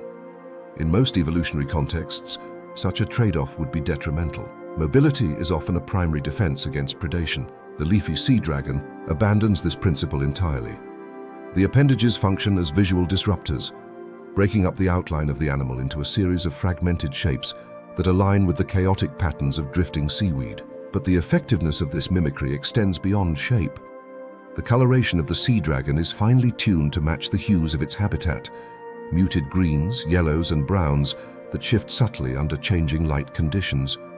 Pigment cells distribute these colors in patterns that replicate the stochastic variability of plant tissue, avoiding uniformity and symmetry that might betray the presence of an organism. The result is not a resemblance, it is a replication. This replication operates within a specific environmental context. The leafy sea dragon inhabits coastal regions where seaweed beds dominate the landscape, creating a dynamic environment shaped by currents, light penetration, and seasonal changes. In such habitats, movement is constant, but it is not directional. Plants drift, sway, and oscillate, responding passively to the forces acting upon them. The sea dragon aligns its behavior with these dynamics, allowing itself to be carried by the current, adjusting its position only minimally through the use of small, nearly transparent fins that generate subtle propulsion. These fins are so delicate and rapid in their movement that they are difficult to detect, further reinforcing the illusion of passive drift. This behavioral integration is critical. Camouflage is not solely a matter of appearance, it is a synchronization of form and motion. A perfectly shaped body that moves in an unnatural way would immediately break the illusion. The sea dragon's slow, undulating drift matches the temporal patterns of its environment, ensuring that its presence does not introduce anomalies into the visual field of other organisms. It becomes part of the background, not just spatially, but temporally. The effectiveness of this strategy lies in the way marine organisms process information. In complex environments like seaweed beds, the sensory systems of fish and other animals are tuned to detect deviations from expected patterns, sudden movements, sharp contrasts, or shapes that do not conform to the statistical properties of the surroundings. The leafy sea dragon does not trigger these detection mechanisms because it does not deviate. It conforms so precisely that it is filtered out during the initial stages of perception. It is not that predators and prey fail to see it, they fail to register it as an object of interest. This introduces the first narrative reversal. The leafy sea dragon's apparent weakness, its lack of speed and inability to escape, becomes irrelevant because it is rarely identified as a target in the first place. The need for escape is circumvented by the elimination of detection. In evolutionary terms, it has shifted the problem of survival from reaction to prevention. Instead of developing mechanisms to respond to threats, it has minimized the likelihood that threats will ever be initiated. However, this strategy is not without its constraints. The reliance on environmental mimicry ties the sea dragon's survival directly to the integrity of its habitat. Changes in seaweed density, composition, or distribution can alter the visual landscape, potentially reducing the effectiveness of its camouflage. If the background changes faster than the organism can adapt, the illusion begins to break down. This dependency reveals a deeper ecological connection. The sea dragon's invisibility is not solely a product of its own biology, but of the ecosystem in which it exists. This leads to a second narrative reversal. The leafy sea dragon, often perceived as a solitary and self-sufficient organism, is in fact part of a larger, interconnected system that co-produces its camouflage. The seaweed beds are not just a backdrop, they are an essential component of the animal's survival strategy. Without them, its elaborate morphology would lose its function, transforming from a protective adaptation into a liability. The feeding behavior of the sea dragon further illustrates this integration. It feeds primarily on small crustaceans and planktonic organisms, which it captures through suction, drawing them into its elongated snout. This method of feeding requires close proximity to prey, but the sea dragon does not pursue its targets actively. Instead, it relies on the same camouflage that protects it from predators to approach prey undetected. Small organisms, drifting within the seaweed, encounter the sea dragon as they would any other part of the environment. The boundary between plant and predator is erased, allowing the sea dragon to feed without triggering escape responses. This dual function, defense and predation, demonstrates the efficiency of its strategy. A single adaptation serves multiple purposes, reducing the need for additional mechanisms. The energy that might otherwise be invested in developing speed or strength is instead allocated to maintaining the structures and behaviors that support camouflage. This aligns with broader principles of metabolic optimization, where organisms evolve to maximize the return on their energetic investments. Yet the sea dragon's existence is not entirely passive. It must still navigate the challenges of reproduction, growth, and environmental variability.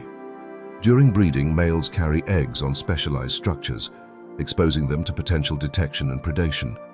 The need to maintain camouflage while performing these functions introduces additional complexity, requiring the animal to balance competing demands within a limited set of capabilities.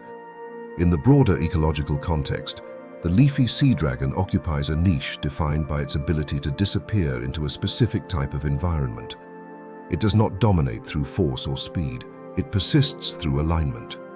Its success is measured not by the number of prey it captures or predators it evades, but by the frequency with which it is ignored.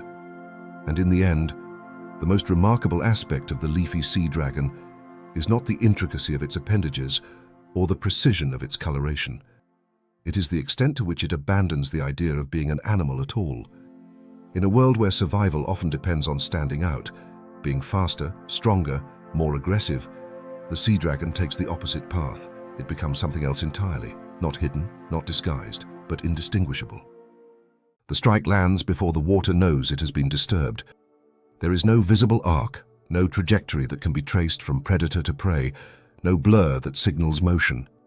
A shell rests on the seabed, its occupant unaware, its surface intact for what will be the final fraction of a second of its existence.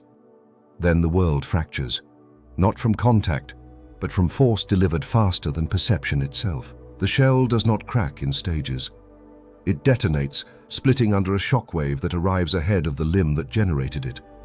Light flashes in the water, a brief, impossible spark in a place where fire cannot exist. Heat spikes in a microcosm that should remain cold. And only after this cascade of events does the predator become visible, its appendage retracting as if nothing extraordinary has occurred. This is the mantis shrimp, and its weapon is not its body, but the physics it unleashes.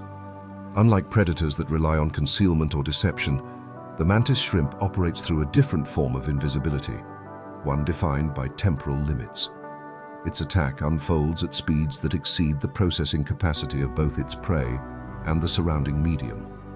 The raptorial appendage, a specialized limb folded beneath the body, is powered by a spring-loaded mechanism that stores energy in elastic structures within the exoskeleton. When released, this stored energy converts into motion with such acceleration that the appendage reaches velocities capable of generating extreme hydrodynamic effects. The strike is not simply fast. It is discontinuous, collapsing the sequence of movement into a single, indivisible event. This mechanism is built around a system of latches and saddle-shaped structures that deform under muscular tension, storing potential energy that can be released almost instantaneously. The design allows the mantis shrimp to bypass the limitations of muscle contraction speed, which in most organisms constrains the rate at which force can be applied. By separating the phases of energy storage and release, the shrimp achieves a level of performance that would otherwise be unattainable. The appendage accelerates so rapidly that it displaces water faster than the fluid can move to fill the void, creating regions of low pressure that give rise to cavitation bubbles. These bubbles are not passive byproducts, they are integral to the weapon. As the bubbles collapse, they generate localized bursts of heat and light, as well as intense pressure waves that propagate through the water. This phenomenon, known as cavitation, effectively extends the reach of the strike beyond the physical contact of the appendage. Even if the limb does not directly impact the target, the collapsing bubbles can deliver sufficient force to damage or kill prey.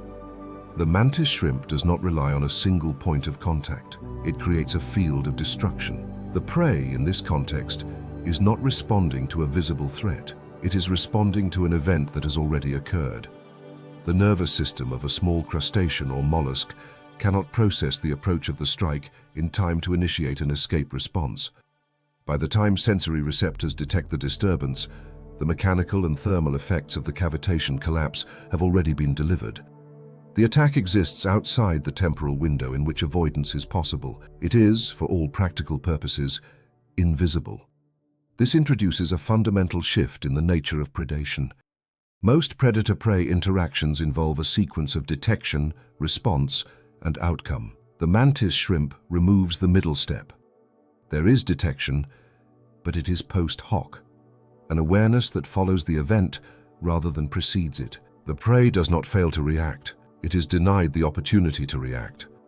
The appendage itself is adapted to withstand the forces it generates. The striking surface is reinforced with layers of mineralized material arranged in a composite structure that distributes stress and prevents fracture. This design reflects an evolutionary response to the extreme mechanical demands of repeated high-speed impacts. Without such reinforcement, the limb would degrade rapidly under the forces it produces. The mantis shrimp, therefore, embodies a balance between power generation and structural resilience, each dependent on the other. Yet the effectiveness of this weapon is not solely a function of speed and force. It is also a matter of positioning and timing. The mantis shrimp must bring its target within range of the strike, which typically requires remaining concealed within a burrow or crevice. From this position, it monitors the surrounding environment, using its highly developed visual system to detect movement and identify potential prey. Its eyes, capable of perceiving a wide range of wavelengths and polarization states, provide detailed information about the visual field, allowing for precise targeting. This reliance on a fixed position introduces a constraint. The mantis shrimp cannot pursue prey over long distances. It must wait for opportunities to come within reach. This waiting period is governed by metabolic considerations, as the energy expended in maintaining readiness must be offset by the energy gained from successful strikes. The shrimp's strategy is therefore one of patience, punctuated by instantaneous action, a pattern that aligns with the dynamics of its environment. Here, the narrative begins to invert. The mantis shrimp, often perceived as an aggressive and dominant predator, is in fact limited by its need for proximity and positioning. Its extraordinary strike does not eliminate the need for environmental alignment. It cannot attack what it cannot reach. Its power is conditional, dependent on the spatial relationship between predator and prey. This leads to the first ecological twist. The mantis shrimp's greatest strength, its ability to deliver force beyond perception, is balanced by a reliance on the movement patterns of other organisms. It does not control the flow of prey through its environment, it intercepts it. The weapon is absolute in its effect, but selective in its application. The impact of this predatory strategy extends beyond individual interactions. By preying on hard-shelled organisms such as mollusks and crustaceans, the mantis shrimp influences the composition of benthic communities. Its ability to break shells that would otherwise provide effective protection alters the survival landscape for these species, potentially affecting their distribution and abundance. In this way, the mantis shrimp contributes to the structuring of the ecosystem, its localized actions scaling up to broader ecological effects. At the same time, the mantis shrimp is not immune to predation. Larger fish and other predators may target it, particularly when it ventures outside its burrow. Its defensive capabilities are more limited than its offensive ones, relying on retreat and concealment rather than direct confrontation. The same appendage that delivers devastating strikes is not always effective against larger, more mobile threats. This introduces a second narrative reversal. The organism that wields one of the most powerful strikes in the ocean remains vulnerable within the larger network of interactions that define its environment. There is also a sensory dimension to consider. The mantis shrimp's visual system is among the most complex in the animal kingdom, with the ability to detect multiple channels of information simultaneously. This sensory richness supports its predatory behavior, enabling it to identify targets with precision and adjust its actions accordingly. However, the relationship between sensory input and motor output is constrained by the speed of the strike. Once initiated, the movement cannot be altered mid-course. The decision to strike must be made with confidence, based on the information available at that moment. This requirement for precision underscores the integration of perception and action. The mantis shrimp does not rely on trial and error. It relies on accurate assessment, followed by decisive execution. The cost of a missed strike is not just lost energy, but potential damage to the appendage or exposure to predators during recovery. And yet, even when a strike does not make direct contact, the physics of cavitation ensures that the attempt is not entirely wasted. The shock waves generated by collapsing bubbles can still affect nearby organisms, expanding the effective range of the attack. This secondary effect transforms the strike into a probabilistic event, where success is not limited to direct hits. In the end, the most remarkable aspect of the mantis shrimp is not the speed of its movement or the strength of its impact. It is the way it transforms time itself into a weapon. In a world where survival often depends on reacting faster than an opponent, the mantis shrimp removes the possibility of reaction altogether. It does not outpace perception, it bypasses it. The shadow disappears before the predator can lock onto it. From below, the open ocean should reveal everything. Light pours down from the surface in a diffuse gradient, and anything suspended between surface and depth should cast a silhouette, a dark interruption against a brighter field. For predators that hunt upward, this contrast is everything. It defines edges, reveals motion, and transforms the featureless water column into a map of potential targets.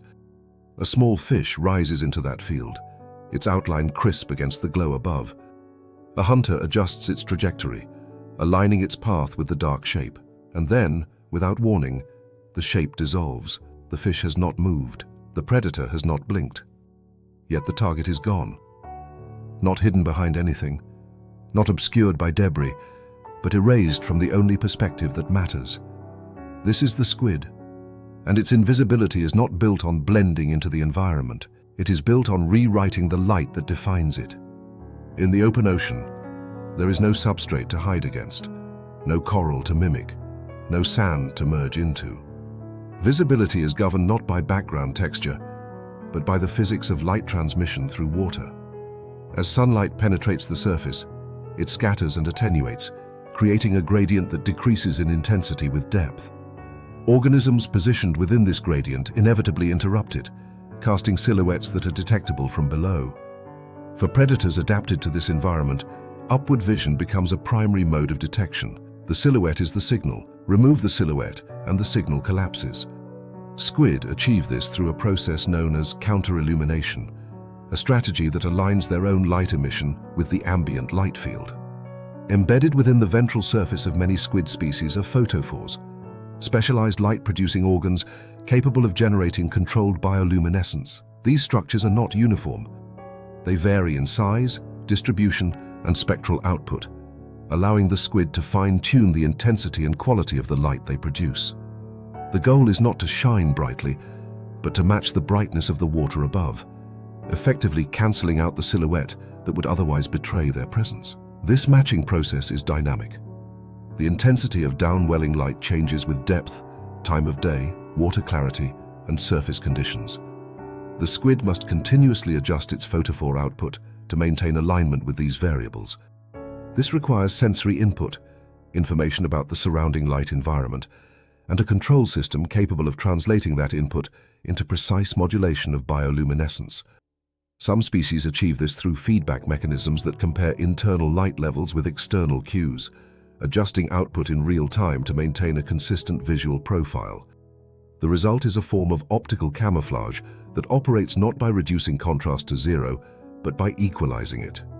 From below, the squid's body emits light that fills in the shadow it would otherwise cast, creating a uniform field that blends seamlessly with the surrounding water.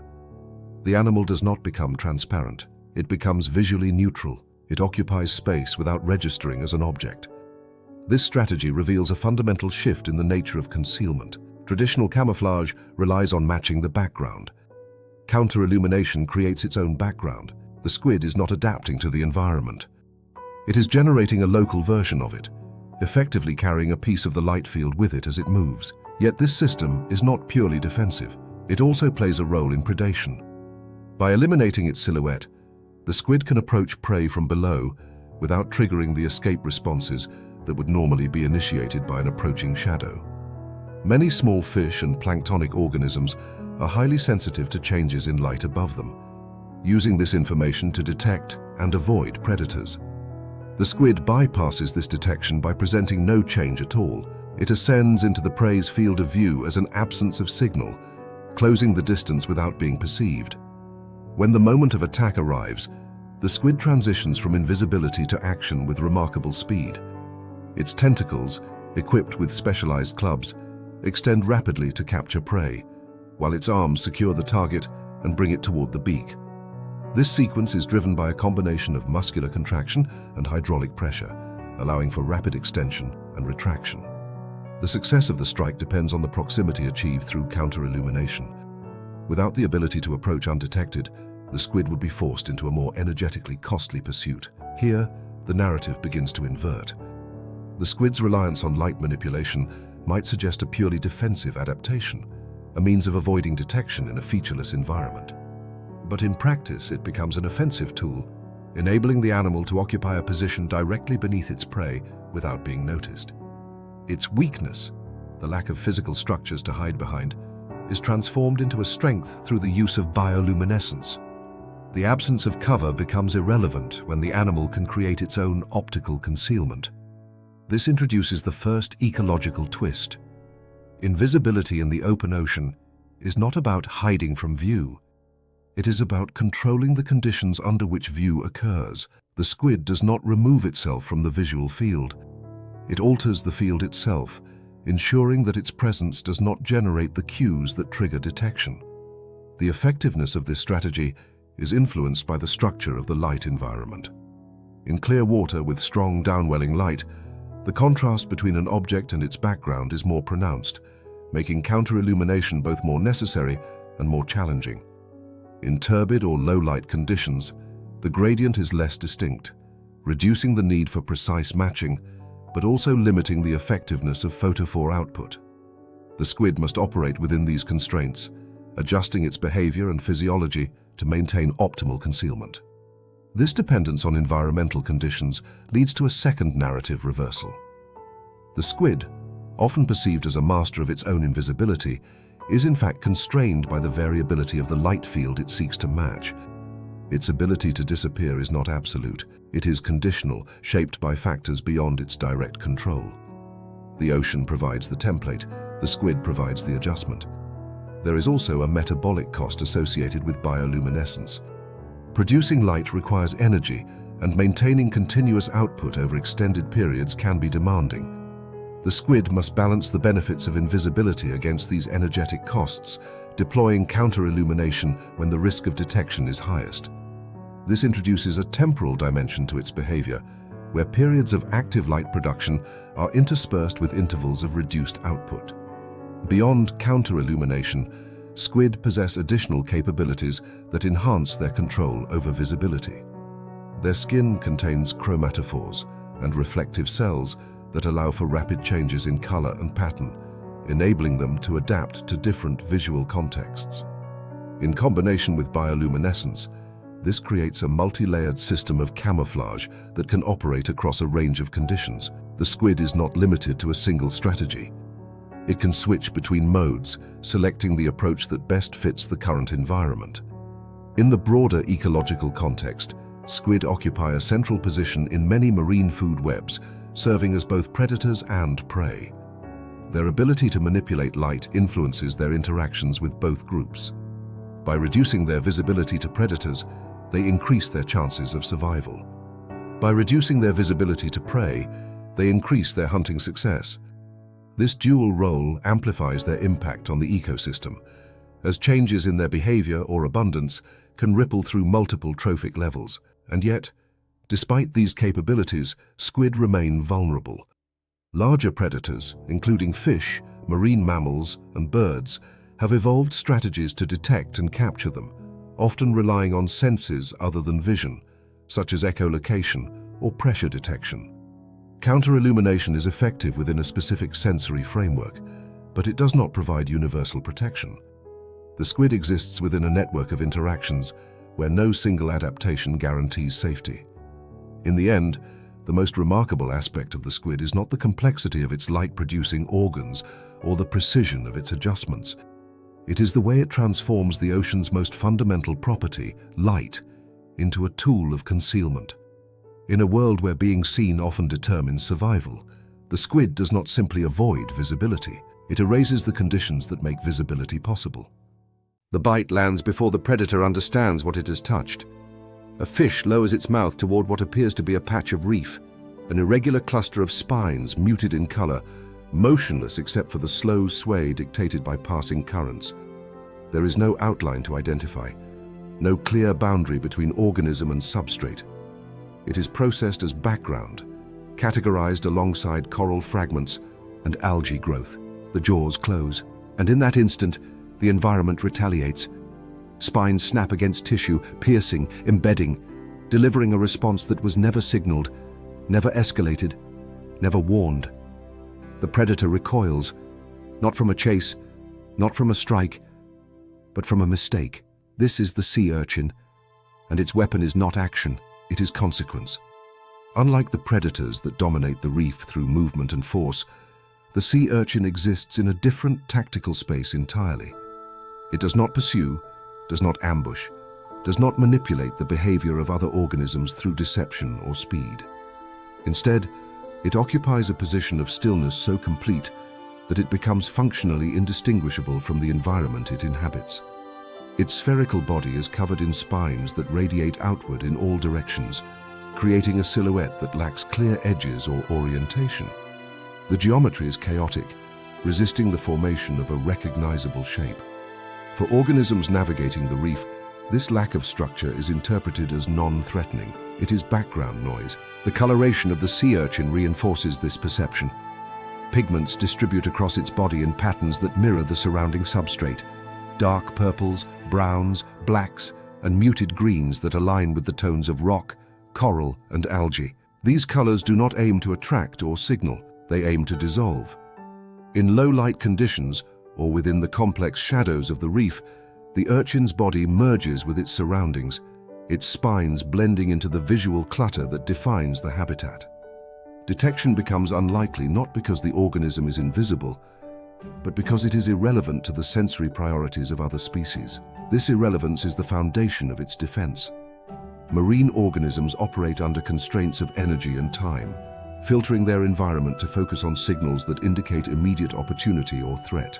Movement, contrast, and novelty drive attention. Static, irregular structures are ignored.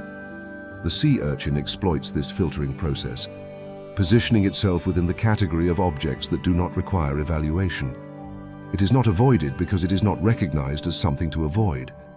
Yet beneath this passive exterior lies a system designed to punish any failure of perception. The spines that cover the urchin's body are not merely structural elements. They are dynamic defensive tools, capable of movement, and in some species, equipped with venom. Each spine is connected to muscles at its base, allowing it to pivot in response to stimuli.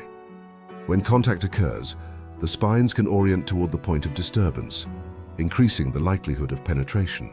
The force required is minimal. The geometry of the spines concentrates pressure into sharp points, enabling them to pierce soft tissue with ease. In venomous species, The spines are associated with glands that produce toxins capable of causing pain, inflammation, and in some cases more severe physiological effects. The delivery of venom is not an active decision. It is a mechanical consequence of contact. The system operates without the need for behavioral initiation. There is no strike, no targeting, no timing. The interaction between predator and prey is reduced to a simple equation. Contact equals response. This simplicity is deceptive. While the mechanism itself is straightforward, its effectiveness is rooted in the context in which it operates. The reef is a dense, complex environment where organisms frequently come into contact with the substrate and with each other. Not every contact can be treated as a threat. To do so would impose unsustainable costs on behavior and energy expenditure. The sea urchin leverages this necessity, embedding its defense within the fabric of normal interaction. It does not need to attract attention. It relies on the inevitability of contact. Here, the narrative begins to invert. The sea urchin's apparent lack of mobility and aggression might suggest vulnerability. It cannot flee from predators, cannot chase prey, cannot actively alter its position in response to immediate threats. Yet this immobility becomes the basis of its strength. By remaining still, it avoids detection. By avoiding detection, it reduces the frequency of attacks. And when attacks do occur, its defensive system ensures that the cost to the predator is immediate and significant. This introduces the first ecological twist. The sea urchin's weakness, its inability to move quickly or respond actively, is transformed into a specialized survival strategy that minimizes the need for response altogether. It does not escape danger. It prevents danger from being initiated, and when prevention fails, it enforces a penalty. The implications of this strategy extend beyond individual interactions. Sea urchins play a critical role in shaping the structure of reef ecosystems, particularly through their feeding behavior. Many species graze on algae, controlling its growth and preventing it from overwhelming coral structures. This grazing activity influences the balance between different components of the reef, affecting habitat availability for a wide range of organisms. In this sense, the sea urchin is not merely a passive participant, it is an active agent in the maintenance of ecosystem dynamics. However, this role is contingent on the presence of predators that regulate urchin populations. In systems where such predators are reduced or absent, urchin populations can expand, leading to overgrazing and the degradation of coral habitats. This shift can transform complex reef structures into barren landscapes dominated by algae-resistant substrates. The sea urchin's defensive strategy, which protects it from predation, can thus contribute to large-scale ecological changes when not balanced by other forces. This leads to a second narrative reversal. The sea urchin, often perceived as a passive and insignificant organism, can exert a disproportionate influence on its environment when its interactions with predators are altered. Its invisibility does not equate to ecological neutrality. It is a hidden driver of change, its effects emerging over time through cumulative interactions. The relationship between the sea urchin and its predators further illustrates the complexity of its defensive system. Some species have evolved strategies to overcome the urchin's spines, using specialized feeding techniques or targeting vulnerable areas. These interactions represent an ongoing evolutionary dialogue, where the effectiveness of the urchin's defense is continually tested and refined. The spines and venom are not absolute barriers. They are components of a dynamic system shaped by selective pressures. There is also a sensory dimension to consider. While the sea urchin lacks centralized vision, it possesses a distributed system of light-sensitive cells that allow it to detect changes in illumination and shadow. This capability enables it to respond to the approach of potential threats by orienting its spines or adjusting its position slightly. The organism is not entirely passive. It participates in its own defense through subtle adjustments that enhance the effectiveness of its physical structures. Despite these capabilities, the sea urchin remains fundamentally different from the predators that dominate the reef through speed and aggression. Its strategy is based on integration rather than opposition. It becomes part of the environment, aligning its form and behavior with the patterns that define the habitat. Its defense is not projected outward. It is embedded within its structure, activated only when the boundary between organism and environment is crossed.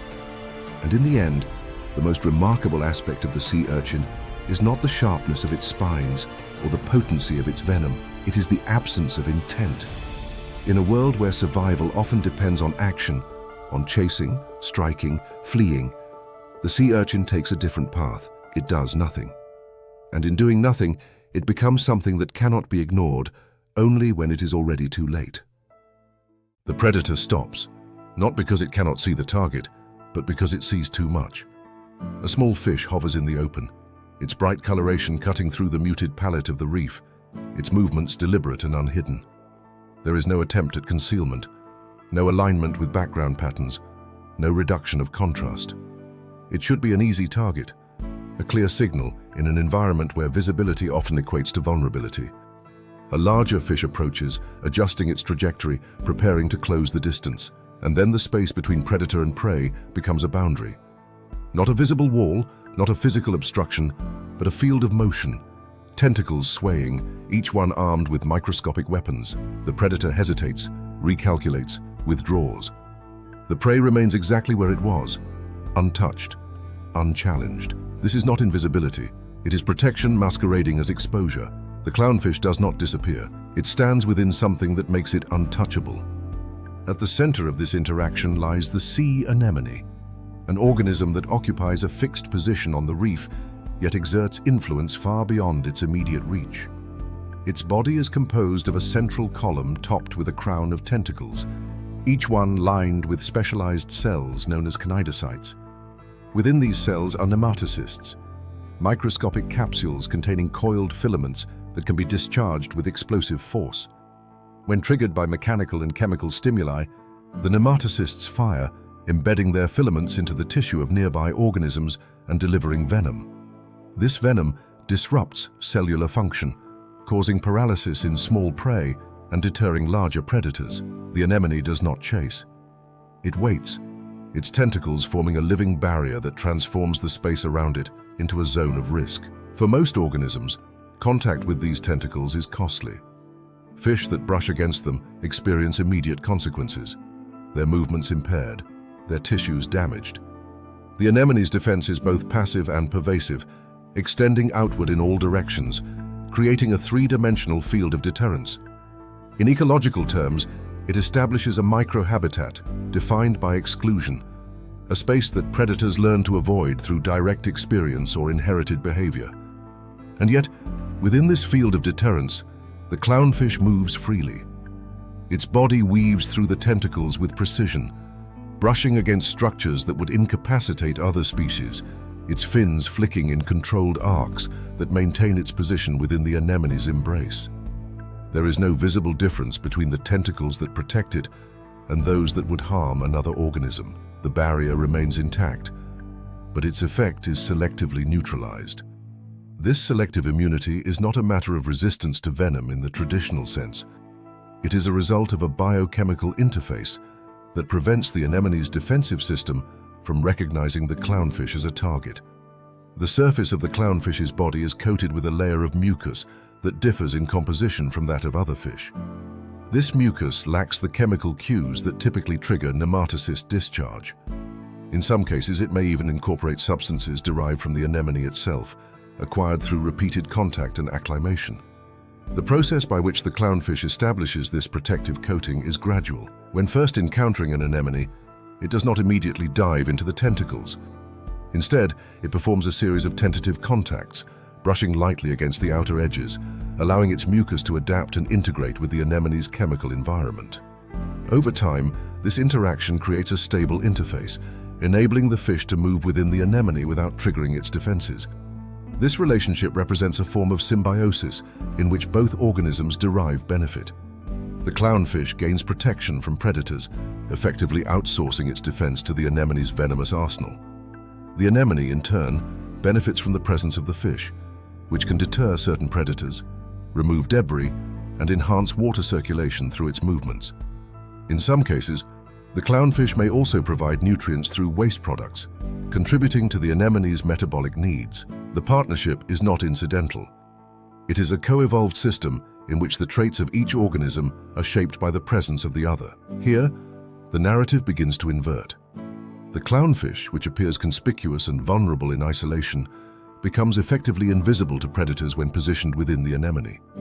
Not because it cannot be seen, but because it is perceived as inaccessible. The predator's decision-making process incorporates not just the visibility of the prey, but the cost of attempting to capture it. The anemone's tentacles represent a high-risk barrier, one that outweighs the potential reward of the meal. The clownfish exploits this calculation, remaining in plain sight while benefiting from the deterrent effect of its partner. This introduces the first ecological twist. Invisibility is not always a function of concealment. It can emerge from the manipulation of risk perception. The clownfish does not hide its presence. It alters the context in which its presence is evaluated. By associating itself with a dangerous structure, it becomes functionally invisible to predators that choose not to engage. The spatial dynamics of this system are critical. The protective effect of the anemone is localized, extending only as far as its tentacles reach. The clownfish must remain within this zone to maintain its safety. Venturing beyond it exposes the fish to the same risks faced by other reef inhabitants. This creates a behavioral pattern in which the clownfish operates within a constrained area, balancing the need to forage with the need to remain within the protective radius of the anemone. Its movements are not random.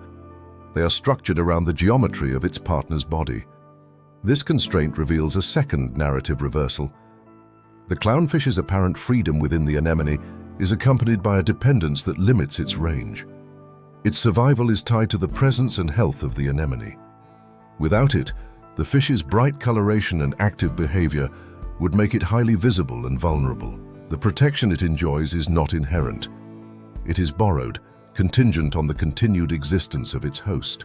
The anemone, too, is influenced by this relationship. The presence of the clownfish can affect its growth, reproduction, and resilience. By defending the anemone from certain predators and parasites, the fish contributes to the maintenance of the structure that provides its own protection. This reciprocal dynamic creates a feedback loop, in which the success of one organism reinforces the success of the other. The duo functions as a unit, their individual identities intertwined within a shared ecological role.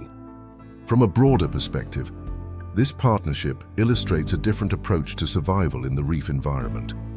While many species invest in individual adaptations, speed, strength, camouflage, the clownfish and anemone demonstrate the power of integration. Their combined capabilities exceed what either could achieve alone.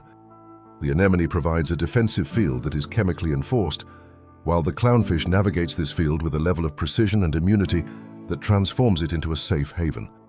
This integration also has implications for the surrounding community. The presence of anemones and their associated clownfish can influence the distribution of other species, creating microhabitats that are avoided by some and utilized by others.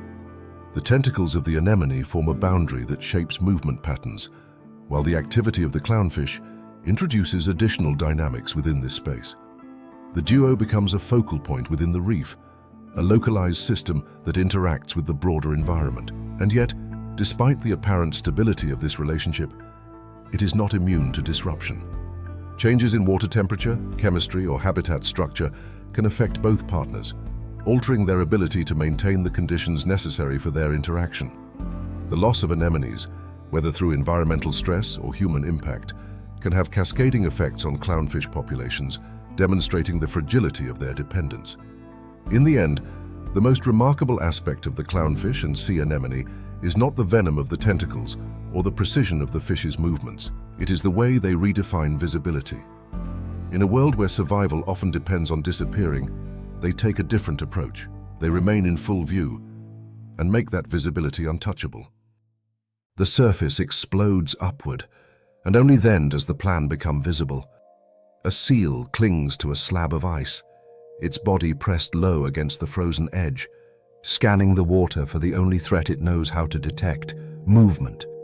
Beneath it, the ocean appears still. No fins break the surface. No shadow rises from below. The water is a flat, uninterrupted mirror. Then, without warning, the ice itself lifts. A wall of water surges forward, not random, not chaotic, but shaped, angled with intention, rolling across the surface with a force that has been calculated, not generated.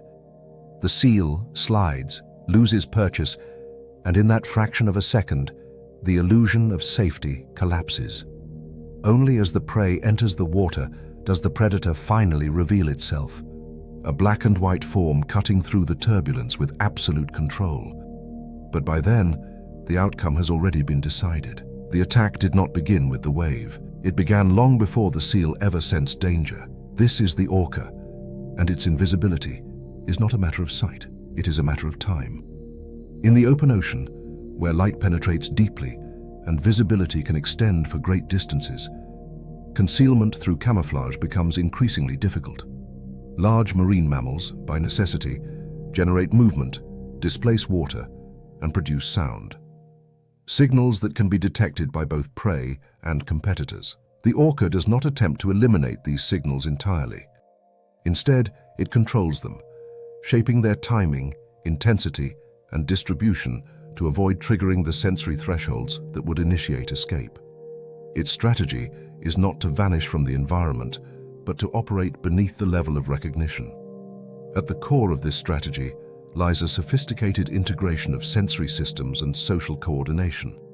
Orcas possess acute hearing and rely heavily on echolocation, emitting clicks that travel through the water and return as echoes, providing detailed information about the size, shape, and position of objects.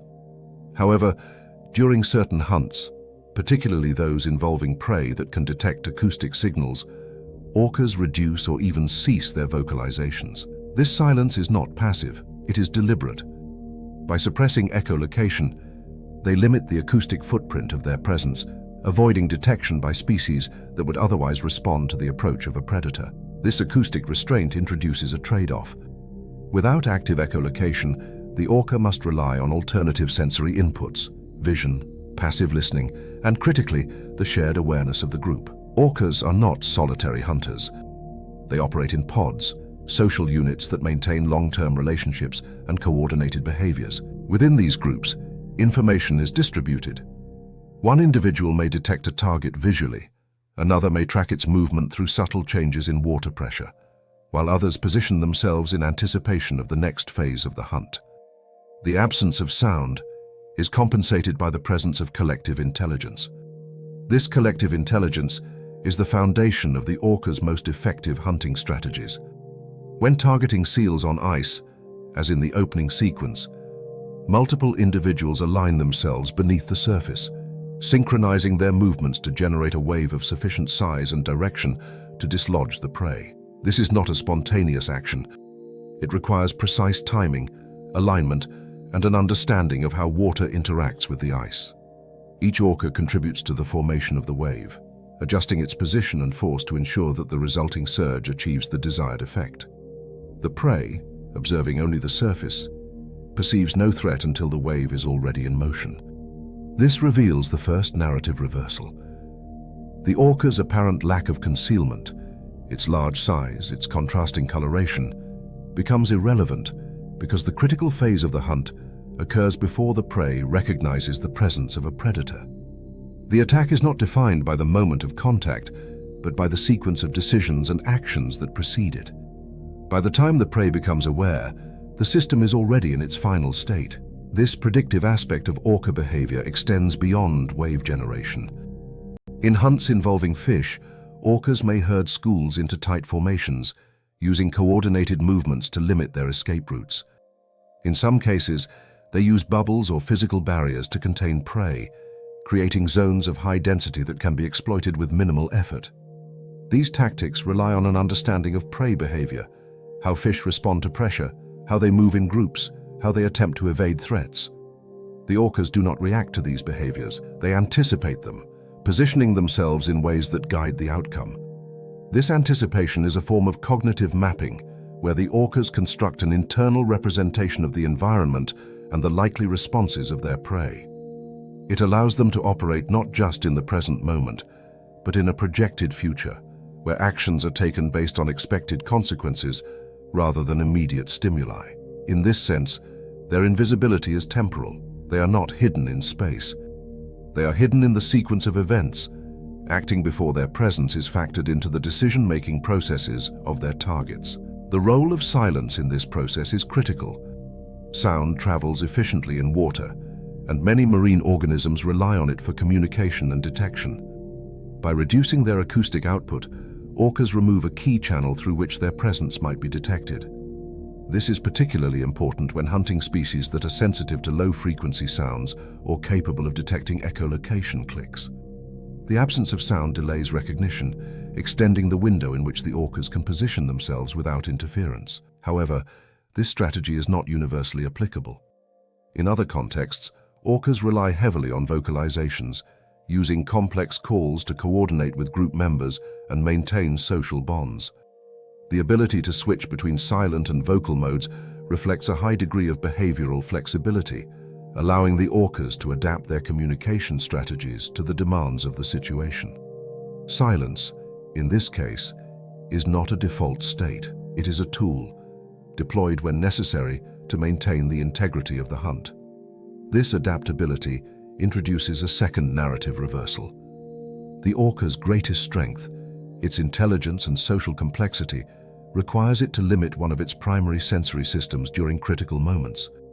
It sacrifices information from echolocation in order to avoid detection, relying instead on shared awareness and pre-planned coordination.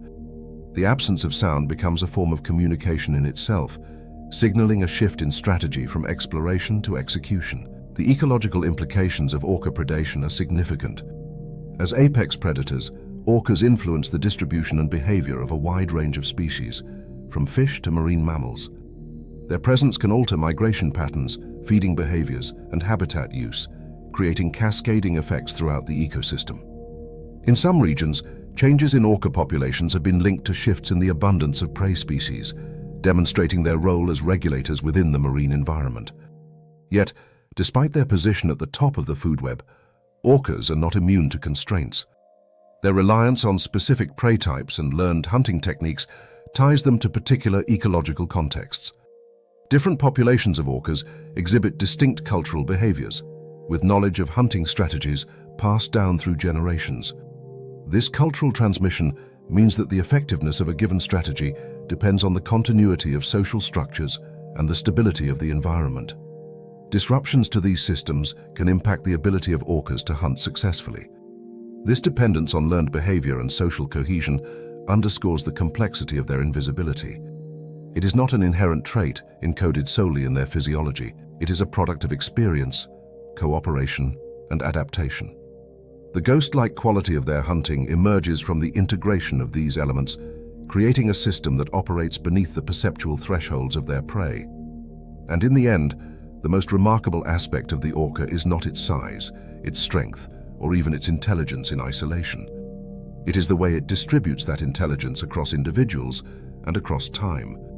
In a world where survival often depends on being faster or stronger, the orca takes a different path. It becomes inevitable. By the time it is seen, it is already too late. Not because it was hidden, but because it was never part of the moment in which the prey believed it was safe.